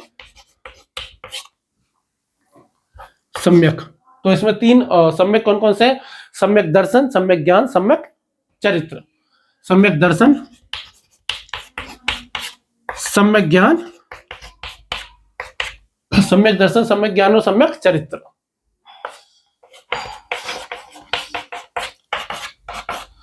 तो वो जैन दर्शन इसको समझाता है। कैसे समझाते हैं कि भाई देखो, जैसे आपको कोई बीमारी है, बीमारी का आपको इलाज करना है। जब आपको बीमारी का इलाज करना है तो आपको क्या करना होगा, आपको डॉक्टर में सबसे पहले तो विश्वास होना चाहिए ना। यदि आपको डॉक्टर में विश्वास ही नहीं होगा तो क्या आप उस डॉक्टर पे इलाज करवाओगे, कैसे करवा लोगे जब भरोसा ही नहीं होगा तो। जैसे यदि कोई व्यक्ति मेरा वीडियो देख रहा है तो मेरा वीडियो तो वही देखेगा ना पूरा जिसको मुझ पर भरोसा होगा। जो ये कह देगा पता नहीं है कौन गधेड़ा पढ़ा रहा है यार, इसके तो कोई सब्सक्राइबर ही नहीं है, इसके तो कोई व्यूज ही नहीं है, मैं तो नहीं पढ़ता। क्योंकि कुछ लोग तो ये भी सोचते हैं ना कि यार इसके सब्सक्राइबर कितने, इसके व्यूज कितने हैं, क्योंकि उनका भरोसा जमता है कि यार इतने लोगों ने देखा है। यदि इस पे जो है वो 50 के व्यूज आए हुए हैं, 50,000 व्यूज आए हुए हैं, 60,000 है, 10,000 व्यूज आए हुए हैं, तो जाहिर सी बात है कि 10,000 लोगों ने देखा है तो 10,000 लोग गधे नहीं होंगे, वो ये सोचता है। तो 10,000 लोगों ने भरोसा किया तो मतलब मैं भी कर सकता हूँ। लेकिन जिस वीडियो पर 50 व्यूज आए हुए, 100 व्यूज आए हुए हैं, तो यदि उसको कोई देख रहा है तो ये एक बहुत बड़ी बात है। क्यों बड़ी बात है, उसके नॉलेज की बात है कि वो ये समझ पा रहा है कि नहीं भाई, हो सकता है कि दुनिया नहीं देख रही हो लेकिन मैं तो देखूं, मुझे तो भरोसा में भाई। क्योंकि देखेंगे तो ऐसे ही देखेंगे ना, ऐसे एकदम से तो किसी के 60,000 व्यूज नहीं आ जाएंगे, 50,000 नहीं आ जाएंगे। तो क्या होगा, पहले भरोसा आना चाहिए ना। तो पहले क्या है, ऐसे डॉक्टर पर सबसे पहली चीज आपको क्या होना चाहिए, भरोसा। जब भरोसा होगा तभी आप इलाज करवाओगे। तो जैन दर्शन क्या कह रहे हैं कि जैसे हम जब किसी भी डॉक्टर के पास जाते हैं, तो उस समय तो डॉक्टर नहीं होते थे, तो वैद्य होते थे, तो वैद्य कह रहे हैं तो भाई योग चिकित्सक के पास जब हम जा रहे हैं या योग्य वैद्य के पास जब हम जा रहे हैं, तो सबसे पहली चीज क्या होनी चाहिए हमारे मन में, उसके प्रति आस्था होनी चाहिए, विश्वास होनी चाहिए। जब तक विश्वास ही नहीं होगा तब तक काम नहीं चल सकता ना। बिना विश्वास के हर चीज जो है वो कभी भी खत्म हो जाएगी। जैसे कोई भी रिश्ता कभी तक टिका हुआ है जब तक विश्वास है। जैसे कहते हैं ना कि दुनिया भरोसे पे चल रही है, तो वही वाली बात है। दूसरी बात क्या है कि भाई ज्ञान है, तो ज्ञान का मतलब क्या है, डॉक्टर कह रहा है कि भाई, डॉक्टर कह रहा है कि तुम्हें ऐसे करना है, सुबह ऐसे करना है, शाम को ऐसे करना है, कि तुम्हें 2 गोली सोने के बाद खानी है, फिर जगने से पहले 2 गोली खा लेनी है, और जो है कि वो रात भर सोना है, मतलब दिन भर सोना है, रात भर जागना है, मतलब कुछ भी बोले वो। तो मतलब उसके क्या है, उसके निर्देशों को समझना है, निर्देशों को समझना है, और फिर वो जो उपाय बताए वो उपाय करना है। और फिर वो जो क्या करे, वो जो उपाय बताए उस क्या करना है, उसके मतलब डॉक्टर ने कहा कि भाई तुमको दही नहीं खानी है तो दही छोड़ देना है, तो ऐसे करके तो उसके प्रति कैसा करना है, फिर आचरण भी करना है। और यही हमारा क्या कह रहा है, सम्यक दर्शन, सम्यक ज्ञान और सम्यक चरित्र भी हमारा यही कह रहा है कि सम्यक दर्शन क्या होता है कि भाई जो भी हमारे आगम ग्रंथों में जो लिखा हुआ है, हमारे जो ग्रंथ हैं, जो हमारे तीर्थंकर हैं और जो हमारे आगम ग्रंथ हैं, उनमें जो कुछ भी ज्ञान की बातें लिखी हुई हैं, जो भी कथन लिखे हुए हैं, उनमें क्या होना चाहिए, श्रद्धा और निष्ठा। उनमें क्या होनी चाहिए, श्रद्धा होनी चाहिए, निष्ठा की भावना होनी चाहिए। जब श्रद्धा और निष्ठा होगी, उसके बाद तुम क्या करोगे, उनको ठीक से समझो, उन पर चिंतन करो, मनन करो। मनन क्या होता है, चिंतन से आगे की एक प्रक्रिया को मनन कहते हैं, कभी चर्चा करेंगे। और फिर उसके बाद क्या करो, उसके जैसा आचरण करो, उसके जैसा क्या करो, आचरण करो। और उनका क्या करो, कठोरता से पालन। जैन दर्शन में जो एक चीज जो मुझे अच्छी नहीं लगती, वो है कठोरता से पालन। मतलब इतना ज्यादा ये कठोरता पे ध्यान देते हैं ना, मतलब बड़ा, मतलब मुझे बहुत दुख होता है जब मैं जैन साधुओं को देखता हूँ। और मतलब ठीक है, उनको अपनी खैर श्रद्धा है सबकी, नंगे पैर घूम रहे हैं, चल रहे हैं इतनी भरी दोपहरी में, और मतलब कितना कठिन जीवन है उनका। वो कोई सूरज ढलने से पहले खाना खा लेते हैं, और मतलब बहुत बहुत कठिन जीवन है, सच बता रहा हूँ मैं। मतलब इतना त्याग जैन दर्शन कर सकता है ना, जैन ही जितना त्याग कर सकते हैं, मुझे नहीं लगता इस संसार में और कोई इतना ज्यादा कोई त्याग, मतलब आज के समय में भी जो कर रहा है, मतलब कैसे कर लेते हैं इतना त्याग। बहुत मतलब बहुत कठोर तपस्या है, मतलब चीजें करना बहुत कठिन काम है। ठीक है, तो ये समझ में आ गया, सम्यक ज्ञान, सम्यक ज्ञान, सम्यक चरित्र हो गया। ठीक है, आगे देखते हैं। इसके बाद में ठीक है, तो मोक्ष की प्रक्रिया क्या होगी, ऐसे ही मिलेगी। तुम पहले श्रद्धा और निष्ठा रखो, समझो, चिंतन करो, मनन करो, आचरण करो, कठोरता से पालन करो। इससे तुम कर्म फल के बंधन में नहीं बंधोगे, और कर्म फल के बंधन में नहीं बंधोगे तो पुनर्जन्म की प्राप्ति नहीं होगी, और पुनर्जन्म की प्राप्ति नहीं होगी तो तुम्हें मोक्ष की प्राप्ति हो जाएगी। पर केवल इन 3 से ही काम चल जाएगा कि नहीं चलेगा। किसी ने कह दिया कि यार गौतम बुद्ध तो 8 बता के गए थे, आपने 3 ही बताए। तो उन्होंने कहा ठीक है, कोई बात नहीं, 5 और बता देते हैं। ये मजाक की बात है ना, इसको सीरियसली मत ले लेना, कहीं मेरी ठुकाई करने आ जाओ। ठीक है, तो पंचव्रत का सिद्धांत और देख लेते हैं कि इनका पंचव्रत का सिद्धांत क्या है। रत्न हो गया, बंधन की धारणा हो गई, पंचव्रत और देख लेते हैं। पंचव्रत का मतलब यह नहीं कि 5 दिन व्रत करना है ना। पंचव्रत क्या है इनके, सबसे पहले नंबर पे अहिंसा। मतलब सबसे उच्च आदर्श, सबसे ऊंचाई पर जो चीज इन्होंने रखी है वो है अहिंसा। मतलब अहिंसा के चरम स्तर पर ये लोग पहुंच गए यार। मतलब मुंह भी ढकना है, पानी भी छान के पीना है, रात को खाना नहीं खाना है, जमीन के नीचे उगी हुई चीजें नहीं खानी है, और खेती भी नहीं करनी, क्योंकि उससे क्या हो जाता है, जीव जंतु मर जाते हैं। बड़ा ही कितना कठिन काम है यार। ठीक है, तो ये 5 चीजें ये बताते हैं। सबसे पहले अहिंसा बताते हैं, दूसरे नंबर पे क्या बताते हैं, सत्य। अस्ते, अस्ते मतलब चोरी ना करना। अपरिग्रह, अपरिग्रह का मतलब है वस्तुओं को इकट्ठा ना करना। और 5वां क्या है, ब्रह्मचर्य। वस्तुओं को जब भी कहते हैं ना वस्तुओं को इकट्ठा ना करना, तो वो है क्या अपने पास रख करके सड़ा लेना है, बांटना चाहिए ना, मुन्ना भाई में डायलॉग आता है ना, वो वाली बात है। अब इसको ये ध्यान रखना कि जो पंचव्रत है ना, इन पंचव्रतों का ये इन 5 चीजों का पालन करना है। अभी हम देखेंगे ये 5 चीजें क्या है। पहले मैं आपको बता देता हूँ कि जो पंचव्रत है ना, इनको 2 भागों में बांट दिया है। कि भाई साधुओं के लिए तो क्या कर दिया गया है, साधुओं के लिए तो बना दिया गया है क्या, महाव्रत। साधुओं के लिए क्या है, महाव्रत। इन पंचव्रतों का ही पालन करना है। लेकिन जब साधु इनका पालन करते हैं तो उनके लिए क्या कहते हैं, महाव्रत।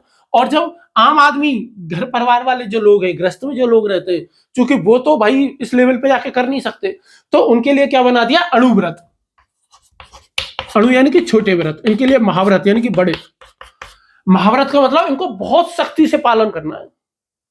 जैन साधु हो गए, सन्यासी हो गए, इनको महाव्रत रखना है। महाव्रत का मतलब होता है कि भाई अहिंसा, सत्य, अस्त्य, अपरिग्रह, ब्रह्मचर्य, इनका बहुत ज्यादा सख्ती से पालन करना है। जैसे दिगंबर साधु होते हैं तो वो नग्न अवस्था में ही रहते हैं। आप समझ पा रहे हो, सर्दी गर्मी बरसात कुछ भी हो, वो नग्न अवस्था में ही रहते हैं, दिगंबर ही रहते हैं। अब क्या गृहस्थ के लिए ये नियम लागू हो सकता है क्या, बेचारा गृहस्थ ऐसा रह सकता है क्या, नहीं, गृहस्थ नहीं रह सकता, उसको समाज में रहना है, इसको इस जगत में रहना है।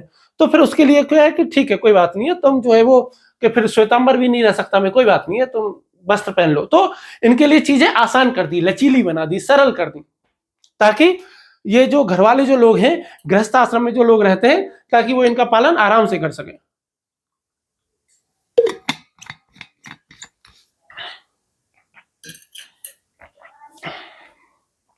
ठीक है, अब हम सबसे पहले देखते हैं अहिंसा को। देखो, इस अहिंसा के भी नकारात्मक और सकारात्मक दो अर्थ आप चाहो तो ले सकते हो। एक तो नकारात्मक अर्थ इसका क्या है कि मन, वचन, कर्म किसी से भी किसी को नुकसान नहीं पहुंचाना, कष्ट नहीं पहुंचाना। ये एक तो ये अहिंसा है जो इसका नेगेटिव सेंस है, नकारात्मक, किसी को भी कष्ट ना पहुंचाना। और सकारात्मक क्या है? करुणा रखना।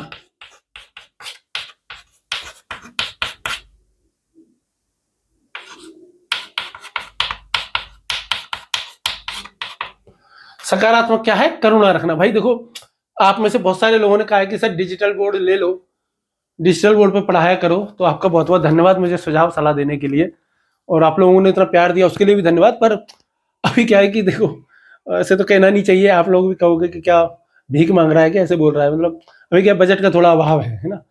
तो एक बार थोड़ा चैनल चल जाए थोड़ा बहुत, और तो मैं ले आऊँगा डिजिटल बोर्ड, चाहे मुझे EMI पे ही क्यों नहीं लाना पड़े, मैं ले आऊँगा, है ना। पर एक बार थोड़ा सा क्या है कि अब ठीक है, आप समझ जाओ, ज़्यादा क्या कहें अब, है ना। कोशिश है, देखो क्या होता है। चलिए आगे देख लेते हैं। तो मतलब सकारात्मक अर्थ में इसका क्या मतलब है? करुणा रखना। प्रत्येक छोटे से छोटा जीव, जो अदृश्य जीव है, उनके प्रति भी करुणा रखने। देखिए, बुद्ध आत्मा का अस्तित्व स्वीकार नहीं करते, लेकिन महावीर स्वामी करते हैं, और आत्मा के अस्तित्व में न केवल ये आत्मा को स्वीकार करते हैं, गहरी आस्था भी रखते हैं, और ये इस बात में गहरा विश्वास रखते हैं कि प्रत्येक आदमी के भीतर समान आत्मा है, प्रत्येक प्राणी के भीतर समान आत्मा है, प्रत्येक प्राणी का यह हक है कि हम सभी को उसके प्रति नैतिक आचरण किया जाए। आप समझ रहे हो महावीर स्वामी किस गहराई में जाके बात कह रहे हैं? प्रत्येक प्राणी के साथ नैतिक आचरण किया जाए, प्रत्येक के साथ। इंसानों की बात नहीं कर रहे हैं, ये चींटी से लेके हाथी तक हर किसी की बात कर रहे हैं, हर किसी के साथ नैतिक आचरण करना है। अब हम 21वीं सदी में आकर के कुछ देश ऐसे हैं जो विकसित हैं, स्वीडन है, नॉर्वे है, डेनमार्क है, जहां जानवरों के अधिकारों की बात आज होने लगी है। ये कब कह रहे हैं? आज से 2500 साल पहले कह रहे हैं कि हमें जानवरों के साथ भी नैतिक आचरण करना चाहिए। और इसकी तुलना में वो क्या कहते हैं, चींटी और हाथी का उदाहरण को कहते हैं कि भाई दोनों की जो आत्मा है वो सेम होती है। उनका एक कथन है, हस्ती च पिपल्लिका च उभय जीव धारणी, हस्ती च पिपल्लिका च उभय जीव धारणी, कि जो जीव धारणी है, जो जीव है, वो हाथी में और चींटी में, दोनों में ही कैसा है? दोनों में ही समान मात्रा में होता है। ठीक है। आत्मा सबो सब में सिर्फ क्यों पीड़ा दायित्व, ऐसे करके कुछ है, क्यों हिंसासु पीड़ा, क्यों को मतलब वो कहते हैं कि सभी में एक जैसी आत्मा है, तो किसी को पीड़ा नहीं देनी है, सबको एक जैसे है। और प्रत्येक जैन अनुयायी हर संभव कोशिश करता है कि पूरी तरह प्रत्येक दुनिया के प्रत्येक प्राणी के साथ वो क्या करें? नैतिक आचरण करें, प्रत्येक जीव जंतु के प्रति रक्षा करे, उसके प्रति करुणा रखे, उसके प्रति दया भाव रखे। और गांधी जी ने कहां से सीखा अहिंसा का जो विचार है? वो जैन दर्शन से तो सीखा, और क्या है। हालांकि जैन दर्शन तो अहिंसा के बहुत ज्यादा कठोरतम स्तर पर चला गया। गांधी जी तो भी इतने कठोर नहीं थे। जब 1942 में भारत छोड़ो आंदोलन हुआ, जबरदस्त हिंसा हो रही थी पूरे देश में। अंग्रेजों ने गांधी जी से कहा कि गांधी जी इतनी हिंसा हो रही है, आप तो अहिंसा के समर्थक हो, आप कहो ना हिंसा को रोकें। तो गांधी जी ने कहा हिंसा तुम्हारी वजह से हो रही है, भारत देश छोड़ दो चुपचाप। आप समझ पा रहे हो? मतलब असहयोग आंदोलन एक चौरी चौरा पर उन्होंने बंद कर दिया था, लेकिन भारत छोड़ो आंदोलन में कितनी समानांतर सरकारें बन गई, कितने भूमिगत सरकारें बन गई। गांधी जी ने आंदोलन वापस नहीं लिया, क्योंकि तब तक उनको समझ में आ गया था, क्या समझ में आ गया था कि वो गीता से एक सिद्धांत उन्होंने चोरी कर लिया, सॉरी गलत शब्द है, मतलब एक विचार सीख लिया। और जैसे गीता में भी अहिंसा का विचार तो है, अहिंसा का सिद्धांत भी है, और वो कहते हैं कि भाई जो है वो अहिंसा जो है वो बहुत अच्छी चीज है। लेकिन वो कृष्ण क्या कहते हैं कि भाई लेकिन यदि अपना क्या कहते हैं, अपने कर्तव्य पालन के लिए यदि हिंसा करनी पड़े, यदि धर्म के लिए हिंसा करनी पड़े, सत्य के लिए हिंसा करनी पड़े, तो वो करनी पड़ेगी। वो एक शब्द है कि अहिंसा परमो धर्म है, हिंसा तथैव ऐसे करके कुछ है, मुझे पूरा याद नहीं है ना, तो वो है। जैन दर्शन में बिल्कुल स्वीकार नहीं है, जैन दर्शन में कोई अपवाद स्वीकार नहीं है। जैन दर्शन में तो भाई हिंसा स्वीकार है ही नहीं, किसी भी रूप में स्वीकार नहीं है भाई, अपवाद के रूप में ही, चाहे चाहे कैसी भी परिस्थिति आ जाए। भाई खेती करते समय भी पूरी सावधानी रखनी है कि कोई भी छोटे से छोटा जीव भी नहीं मर जाए, और यदि मर गया तो उसकी जो है वो अक्षम्य है, उसका अपराध क्षमा नहीं किया जाएगा। आप देख रहे हो सूर्यास्त के बाद भोजन नहीं करते, प्याज नहीं खाते, लहसुन नहीं खाते, जमीन के अंदर जो उगने वाली सब्जियां हैं उनको नहीं खाते, गाजर नहीं खाते, मूली नहीं खाते। कितना कठिन काम है। मुंह पे कपड़ा बांध के रखते हैं, पानी छान के पीते हैं, सांस लेते समय भी कोई जीव ना मर जाए यार। मतलब मैं तो भाई दूर से नमस्कार करता हूँ जैनियों को, इतना कठोर संयम, मतलब संयम मतलब क्या है यार, मतलब चरम है। ठीक है, आगे हम देख लेते हैं सत्य। आगे हम देख लेते हैं क्या, सत्य। और आपने देखे होंगे ना, जैनी आपने कभी नहीं देखे होंगे कि कहीं पे कोई हिंसा फैला रहे हैं। आपने जैनी कभी नहीं देखे होंगे कि कोई सांप्रदायिकता की बात कर रहे हैं। आपने कभी कोई जैनी नहीं देखा होगा जो कट्टरता की बात कर रहा होगा। आपने कभी कोई जैनी ये नहीं देखा होगा कि हम पूरी दुनिया में सभी को जैनी बना देंगे, दुनिया में हर एक व्यक्ति जैनी होना चाहिए।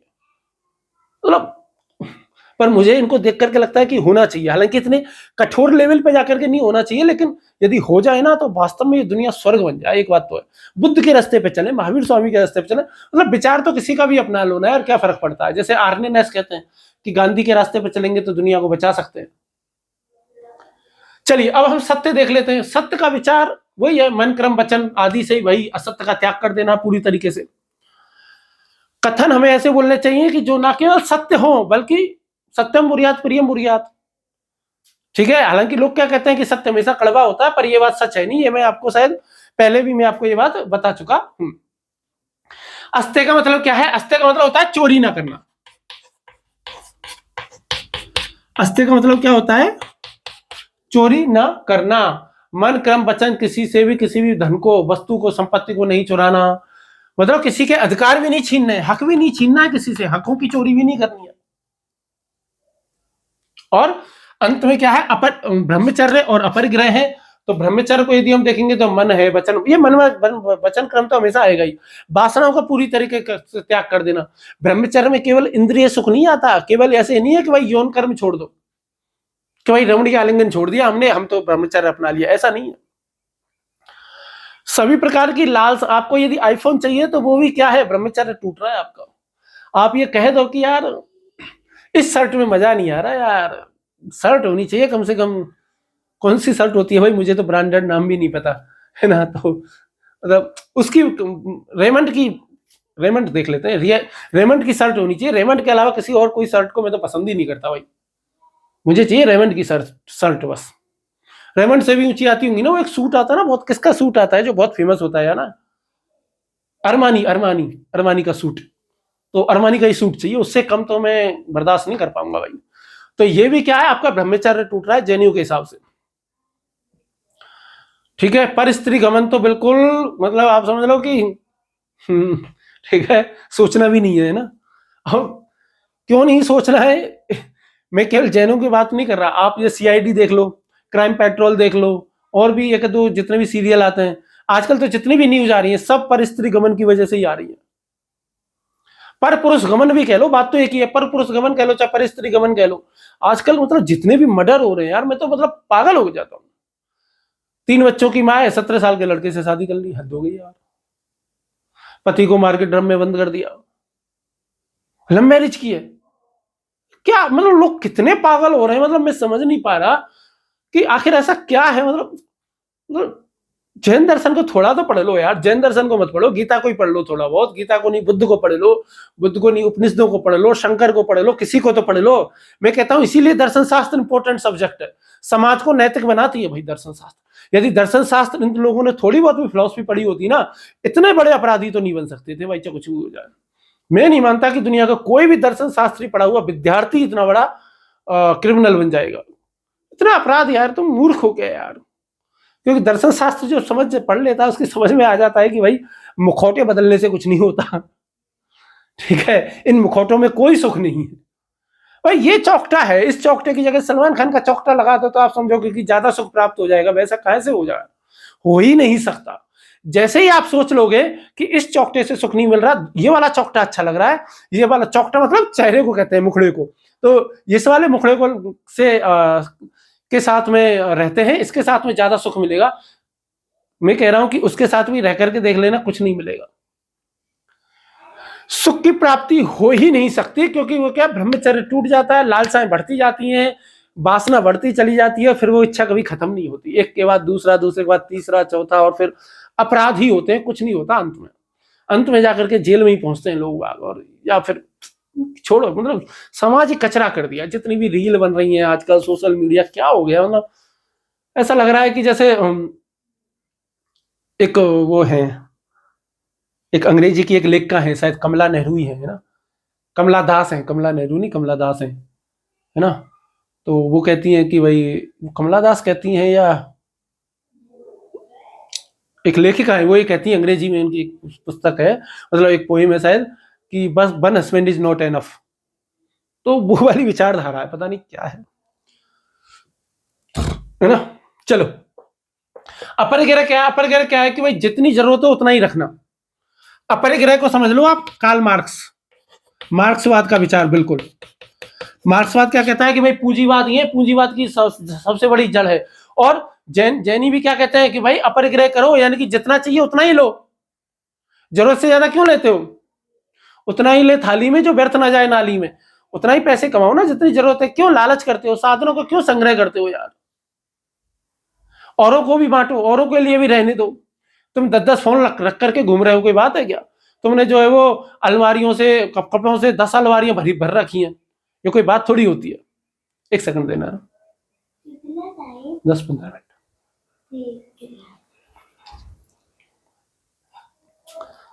सॉरी। तो ठीक है, तो ये सारी की सारी चीजें तो पूरी तरीके से त्याग कर देना है, पूरी तरीके से ये है। तो ये आपकी नीति मीमांसा खत्म होती है। अब हम जो है वो मूल्यांकन कर लेते हैं किसका, जैन दर्शन का। जैन की जो जैन महावीर स्वामी से क्या सीखे, है ना, जैन दर्शन से क्या सीखे और क्या नहीं। तो क्या सीखे और क्या नहीं में सबसे पहले हम क्या चीजें लेंगे, पॉजिटिव चीजें लेंगे, उनके सकारात्मक पक्ष की क्या सीखना चाहिए। सकारात्मक पक्ष क्या है? सकारात्मक पक्ष तो यार, अहिंसा से बड़ा मूल्य तो इनके पास कुछ है नहीं। इनसे अहिंसा सीख लो आप, पूरी दुनिया इनसे अहिंसा सीख ले। ISIS अहिंसा सीख ले, हिजबुल मुजाहिदीन और जितने भी आतंकवादी संगठन है, ये सब इनसे अहिंसा सीख लो यार। क्यों इस दुनिया को नर्क बनाने पे तुले हुए हो यार? मतलब कि ऐसा क्या ही हो जाएगा कि यदि दुनिया में सारे लोग तुम्हारा धर्म अपना लेंगे, इस दुनिया में क्या बदल जाएगा आप ये बताओ? फिर शांति हो जाएगी क्या? फिर क्या हो जाएगा यार? तुम क्यों इस दुनिया को पूरा घसीट करके और वापस जो है वो 1400 साल पीछे ले जाना चाहते हो? क्यों इतना आतंकवाद फैला रहे हो? छोड़ो यार, तुम अपनी मस्ती में मस्त रहो, हम अपनी मस्ती में मस्त रहते हैं। क्यों जरूरी किसी को क्या करना है? मुझे एक ओशो की बात एक याद आती है। ओशो कहते हैं कि we all are religious by force not by choice. ये डायलॉग ओशो का है, जो कि एक वो मूवी है ना, ए वेनसडे, एक मूवी में नसरुद्दीन शाह जो बोलता है, we are religious by force not by choice. Osho ने ये बात पहली बात कही, हो सकता है उनसे पहले भी किसी ने और ने कही हो। ओशो कहते हैं कि बड़ा ही दुनिया भर में ऐसा है, ज्यादातर देशों में आपकी वोट देने की जो उम्र है, वोट डालने की जो एज है, वो 18 ईयर है, कहीं कहीं 21 भी है। लेकिन किसी भी धर्म को चुनने की उम्र क्या है? कुछ नहीं। क्या धर्म को चुनने की आजादी है? कहीं नहीं। कहने को तो है, संविधान में लिखा हुआ है आजादी है, पर कितना कठिन काम है यार हमको भाई। जबकि धर्म चुनना, आपको एमएलए चुनना है, आपको MP चुनना है, आपको सरपंच चुनना है, आपको अपना बाड़पन चुनना है, अपना आपको पार्षद चुनना है, आपको अपना प्रधान चुनना है। ये सब चुनने के लिए, वोट डालने के लिए तो आपको जीवन के 18 साल इस दुनिया को जानना है, सीखना है, पढ़ना है, लिखना है। मतलब अनपढ़ भी रह गए तो भी कोई नहीं, वोट तो डाल सकते हो, पर दुनिया को तो पढ़ोगे ही ना 18 साल में। लेकिन धर्म चुनने की आजादी है नहीं। धर्म तुमको फ्री में, पैदा होते ही धर्म मिल जाएगा तुमको, तुमसे पूछेंगे ही नहीं। पैदा हुए और होते ही कोई कह देगा खुदा की नियमत है, कोई कहेगा कि भाई माँ लक्ष्मी का अवतार है, कोई कहेगा कि भगवान राम आ गए, और कोई कहेगा जीसस आ गए, कोई कहेगा मदर मैरी आ गई। तुरंत ठप्पा माथे पे।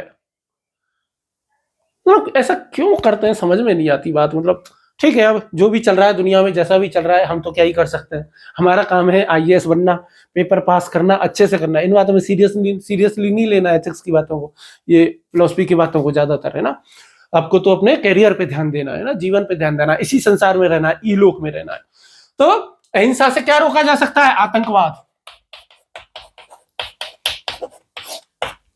अहिंसा से क्या रोका जा सकता है? कट्टरता।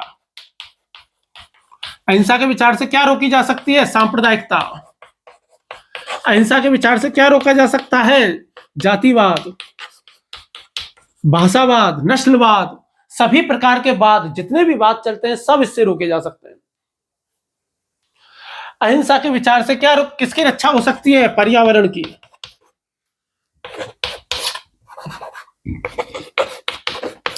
पर्यावरण की रक्षा भी कैसे होगी? अहिंसा के विचार से ही अपनी होगी ना। पशुओं को मार रहे हैं, तरह तरह से मार रहे हैं। आजकल तो नए नए उपाय ढूंढ रहे हैं। पशुओं के लिए एक संस्था है जो काम कर रही है, जिसको पेटा कहते हैं। एक वीडियो आता है, आपने पता नहीं सोशल मीडिया पे वो वीडियो देखा है कि नहीं। एक आदमी जा रहा होता है, कार्टून है, पेड़ दिखता है, काट के कागज बना देता है। सांप दिखता है, उसके मोजे बना लेता है। भेड़ दिखती है, उसको खा जाता है। भालू दिखता है, फर वाला भालू, उसका वो कोट बना लेता है ना। हाथी दिखते हैं, उसका पियानो बना लेता है। मतलब दुनिया में किसी जानवर को छोड़ा है इंसान ने? तुमको अच्छी क्वालिटी का बेल्ट चाहिए तो जानवरों को मारते हो, पर्स चाहिए जानवरों को मार रहे हो, फर वाले कपड़े चाहिए तो जानवरों को मार रहे हो, तुमको यौन शक्ति चाहिए, बेचारे सांपों को मार रहे हो, कितने जानवरों को खा रहे हो। क्या क्या कर रहे हो तुम यार। तुमको परफ्यूम लगाना है, क्योंकि तुम नहाते तो हो नहीं, तो इसलिए परफ्यूम लगा के काम चलाते हो, और परफ्यूम बनता है बहुत सारे जानवरों को मार करके, तो उन जानवरों को मार रहे हो। शहद चाहिए, शहद मीठा होता है, शहद खाने के लिए चाहिए, जन कितनी मधुमक्खियों को मार देते हो बेचारियों को। इंसान की तो फितरत ही वैसी है हिंसा करना। तो ये सब क्या है? अहिंसा से इन सब उपायों को किया जा सकता है। और क्या सीखा जा सकता है जैन धर्म से? वितरण मूलक न्याय। वितरण मूलक न्याय बहुत बड़ा कॉन्सेप्ट है। वितरण मूलक न्याय है ना, पॉलिटी में आता है। अपर ग्रह का जो विचार है वितरण मूलक न्याय के, अगर प्रत्येक, जैसे आजकल प्राइवेट स्कूल देख लो, प्राइवेट स्कूल क्या है, बेचारे प्राइवेट टीचरों का खून चूस जाते हैं, सैलरी देते नहीं है उनको, और काम उनसे जो है वो क्या करवाते हैं? जबरदस्त करवाते हैं। तो बहुत कम कम सैलरी देते हैं। साइन तो करवाएंगे 50,000 रुपए, साइन करवाएंगे 35,000 रुपए, साइन करवाएंगे 30,000 रुपए, ठीक है। लेकिन और उनको चेक भी देंगे 30,000 का, 35,000 का, 40 का, 50 का, लेकिन उनसे पहले ही कैश में कितने पैसे ले लेंगे? 30,000 ले लेंगे। तो उनकी सैलरी 10,000 है, 12,000 है, 8,000 है, 6,000 है। बहुत खून चूसते हैं। नौकरी 12 घंटे की नौकरी है, 12 घंटे की नौकरी है, संडे की भी छुट्टी नहीं है। सैलरी कितनी है? 4,000। कई सारी जगह है ऐसी, नौकरी 12 घंटे की, संडे की भी छुट्टी नहीं है, महीने में कोई छुट्टी नहीं है, सैलरी कितनी है? 4,000। क्योंकि बस मालिक को सारा लाभ कमाना है। क्योंकि सारा लाभ किसको कमाना है? मालिक को कमाना है। यदि जितने भी करोड़पति लोग हैं, जितने भी कारोबारी लोग हैं, जितने भी बड़े बड़े बिजनेसमैन हैं, सब ये सोच लें कि नहीं भाई, इस पर मेरे अकेले का हक थोड़ी है यार, कर्मचारियों को भी तो लाभ मिलना चाहिए ना। क्यों कर्मचारियों का खून चूसे? समता मूलक न्याय होना चाहिए ना यार, सभी के पास सारी चीजें बराबर होनी चाहिए। क्यों हम सारी चीजें इकट्ठी करके रखें? गरीब और गरीब होता जा रहा है, अमीर और अमीर होता जा रहा है। शिवाजी फिल्म में डायलॉग है ना ये एक। तो क्यों ऐसा करते हो? तो वितरण मूलक न्याय निश्चित हो जाएगा। अपरिग्रह के विचार को अपना लेंगे तो। किसको? अपरिग्रह के विचार को। तो यह सीखा जाना चाहिए, अपरिग्रह का विचार। कितनी सारी फैक्ट्रियों में खून चूसते हैं, सरकारी स्कूलों में खून चूस, प्राइवेट स्कूलों में खून चूस रहे हैं। यदि प्राइवेट स्कूलों में इतना खून ना चूसे तो फिर इतनी बेरोजगारी भी नहीं बचेगी ना। लोग ठीक है अच्छे से काम करेंगे, बढ़िया तरीके से काम करेंगे, नौकरी करेंगे। फिर तीसरी चीज यदि हम सीख ले, क्या? अस्ते। अस्ते यदि हम सीख लेंगे तो दूसरे का हक नहीं मारेंगे कभी भी। दूसरों का हक नहीं लेना, दूसरों का अधिकार नहीं छीनना।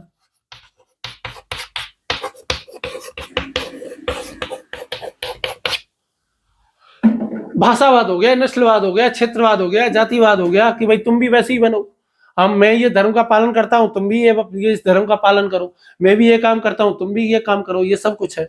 और क्या है? ब्रह्मचर्य। इसकी तो वही समाज में बहुत ज्यादा जरूरत है। इसको देख करके तो आज की दिन और रात जितनी बुरी बुरी न्यूज आती है उनको देख करके तो लगता है कि भाई लालसा कम से कम होनी चाहिए। उपभोक्तावादी संस्कृति, उपभोक्तावाद कम से कम होना चाहिए। उपभोक्तावाद, उपभोक्तावाद, उपभोक्तावाद हो, उपभोक्तावाद कम से कम होना चाहिए भाई। प्रकृति का भी फायदा होगा ना यार, लालसा कम से कम होनी चाहिए। ये जो आपका फोन आता है ना, ये क्या कहते हैं, ये स्क्रीन टच वाला, इसमें कहते हैं कि इस स्क्रीन टच में जो एक चीज निकलती है उसको लगाने के लिए, निकालने के लिए भी बहुत सारे लोग मारे जाते बताए, ऐसा कहते हैं। पता नहीं, यौन इच्छाओं की वजह से तो रोज अपराध हो ही रहे, मर्डर हो ही रहे, आपको पता ही है। और इसके बाद आप क्या सीख सकते हो? अनेकांतवाद सीख जाओ। अनेकांतवाद सीख जाओगे तो आप जो है वो ये समझ पाओगे कि दुनिया में हर किसी का इंपॉर्टेंट रोल है, हर कोई बहुत महत्वपूर्ण है। संतुष्टि चाहिए तो प्राकृतिक सामाजिक संसाधनों की जरूरत पड़ती है। मनुष्य स्वयं को क्या माने? प्रकृति का हिस्सा माने। जब हम प्रकृति का हिस्सा मानेंगे स्वयं को तो क्या सीखेंगे? अच्छी अच्छी चीजें सीखेंगे। ठीक है, तो ये वाली बात है। और क्या सीख सकते हैं? सद्गुण। महावीर स्वामी किसकी बात करते हैं? सद्गुणों की। सद्गुणों की बात ही कौन करता था? अरस्तु। गांधी जी किसकी बात करते थे? अरस्तु।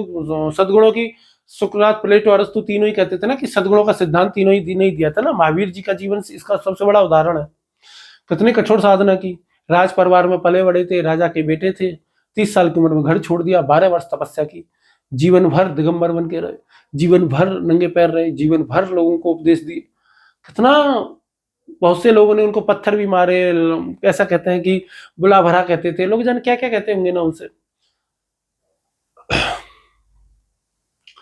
बहुत बहुत मतलब चीजें हैं, तो सद्गुण भी सीखे जाने चाहिए। तो यदि ये सारी चीजें महावीर स्वामी जी से सीख लेंगे, जैन धर्म से सीख लेंगे, तो हम अपने आप को बहुत बेहतरीन बना सकते हैं।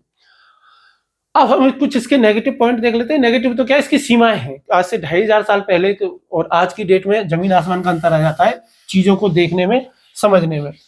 यदि ऐसा होता तो गीता की 1000 से ज्यादा व्याख्याएं नहीं होती, और 1000 से ज्यादा व्याख्याओं में सबने अपने अपने तरीके से व्याख्या करते हैं।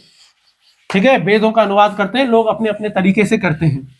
ठीक है, हर किसी के अपने अपने महापुरुष हैं, सबके अपने अपने तरीके से सब अनुवाद करते हैं। तो उसमें जो है वो क्यों? क्योंकि समय का अंतर है। 2500 साल पहले लोगों ने क्या सोच करके लिखा था और आज की डेट में हमारा किस तरीके का वातावरण है, तो उनका मूल्यांकन कर पाने में हमको बहुत ही ज्यादा नरम होना चाहिए। ठीक है, जैसे कि इन पे जो इनके जो नकारात्मक चीजों में सीमा कह लो, नकारात्मक बहुत खराब लगता है। सीमाएं, सीमाएं में सबसे पहले कहते हैं कि भाई अत्यंत कठोर मार्ग है इनका, इनके मार्ग पे चलना बहुत कठिन काम है। लोग कहेंगे कि यार कोल तार की सड़क है, तुम नंगे पैर चल रहे हो। लोग क्या कहते हैं कि एक जमाना था उस समय तो मिट्टी की सड़कें होती थी, तो महावीर स्वामी मिट्टी पे चलते थे, तो मिट्टी पे तो चलना वैसे भी फायदेमंद होता है, नंगे पैर चलना। आज भी लोगों को सलाह दी जाती है कि भाई मिट्टी पे नंगे पैर चलो तो फायदा होता है। पर आज की डेट में पर क्या हो गया कि अब समय बदल गया, 2500 साल का परिवर्तन आ गया। आजकल सब जगह कोलतार की सड़कें बन गई, आजकल हर जगह वो कंक्रीट की सड़कें बन गई हैं। तो इन सड़कों पर नंगे पैर चलना कोई फायदा तो करेगा नहीं, नुकसान ही नुकसान करेगा। तो फिर उन चीजों को छोड़ देना चाहिए। इतना कठोर भाई मार्ग नहीं अपनाया जा सकता यार, बहुत कठिन है यार। इतना मतलब कि त्याग करना, दिगंबर बन करके रहना, मतलब और भूखे रह रह करके व्रत करना, हर तरह की चीजों को त्याग कर देना, छोड़ते जाना, बहुत कठिन है। दूसरी चीज क्या है, अत्यंत कठोर में ही इनकी जो अहिंसा की जो अवधारणा है वो बहुत ज्यादा कठोर हो गई है। अहिंसा की अवधारणा बहुत कठोर हो गई है, इतनी कठोर हो गई है कि उसका पालन करना ही बड़ा कठिन काम हो गया। बहुत कठिन काम है इनके अहिंसा को पूरी तरीके से पालन कर पाना। खेती मत करो, अब ये कह रहे हैं कि यार खेती नहीं करनी चाहिए, तो फिर पूरे धरती के लोग कैसे अपना पेट कैसे भरेंगे भाई? तुम मांस भी नहीं खाने दे रहे, वो तो सोचो भी मत, और तुम खेती भी नहीं करने दे रहे, तो क्या भूखे मर जाए क्या? तो बहुत दिक्कत वाली बात है। हालांकि बाद में इन्होंने खेती करने की इजाजत दे दी, जो अणु व्रत है जिसमें गृहस्थों के लिए जो व्रत की बात कही गई है वो, लेकिन फिर भी बहुत कठिन है, बहुत मुश्किल प्रतीत होता है कि यार इसका पालन कर पाना बहुत कठिन है। इसके बाद तीसरी क्या है, ब्रह्मचर्य। अब ये तो पूरी तरीके से ब्रह्मचर्य की बात करते हैं, लेकिन आधुनिक युग में कहाँ ब्रह्मचर्य पॉसिबल है यार। आज की डेट में 12 साल के, 13 साल के, 14 साल के बच्चे तो गर्लफ्रेंड बॉयफ्रेंड लेकर के घूम रहे हैं यार, है ना। कहाँ रोकेंगे आप, ब्रह्मचर्य से कैसे रोक सकते हैं। दूसरी बात ये भी है कि यार देखो, यौन इच्छाएं तो प्राकृतिक रूप से आती हैं। अब ऐसा तो है नहीं कि भाई मनुष्य में आती है, लेकिन हाँ, इनको नियमित कंट्रोल में होनी चाहिए, ये बात जरूर है ना। और इनको लेकिन पूरी तरीके से तो आप दबा नहीं सकते यार। पूरी तरीके से दबाओगे तो फिर वही कुंठाओं का शिकार हो जाएगा व्यक्ति, फिर तो वही प्रकृति के खिलाफ जाने वाली बात हो गई। अब कोई ये तो नहीं कह रहा आपसे कि आप चार्वाक बन जाओ। जैसे चार्वाक भी महावीर की आलोचना करते हैं, तो वो क्या कहते हैं, अरे भाई तो ये बात बताओ, तुम ब्रह्मचर्य का पालन करने की बात कहते हो कि ब्रह्मचर्य को का पालन करो, यौन इच्छाओं का पूरी तरीके से त्याग कर दो। भाई जब हम यदि ये खराब चीज थी तो फिर ये भगवान ने बनाई क्यों। भाई भगवान ने तो, ईश्वर ने तो केवल सील बनाया, उसको अश्लील तो हमने बनाया है।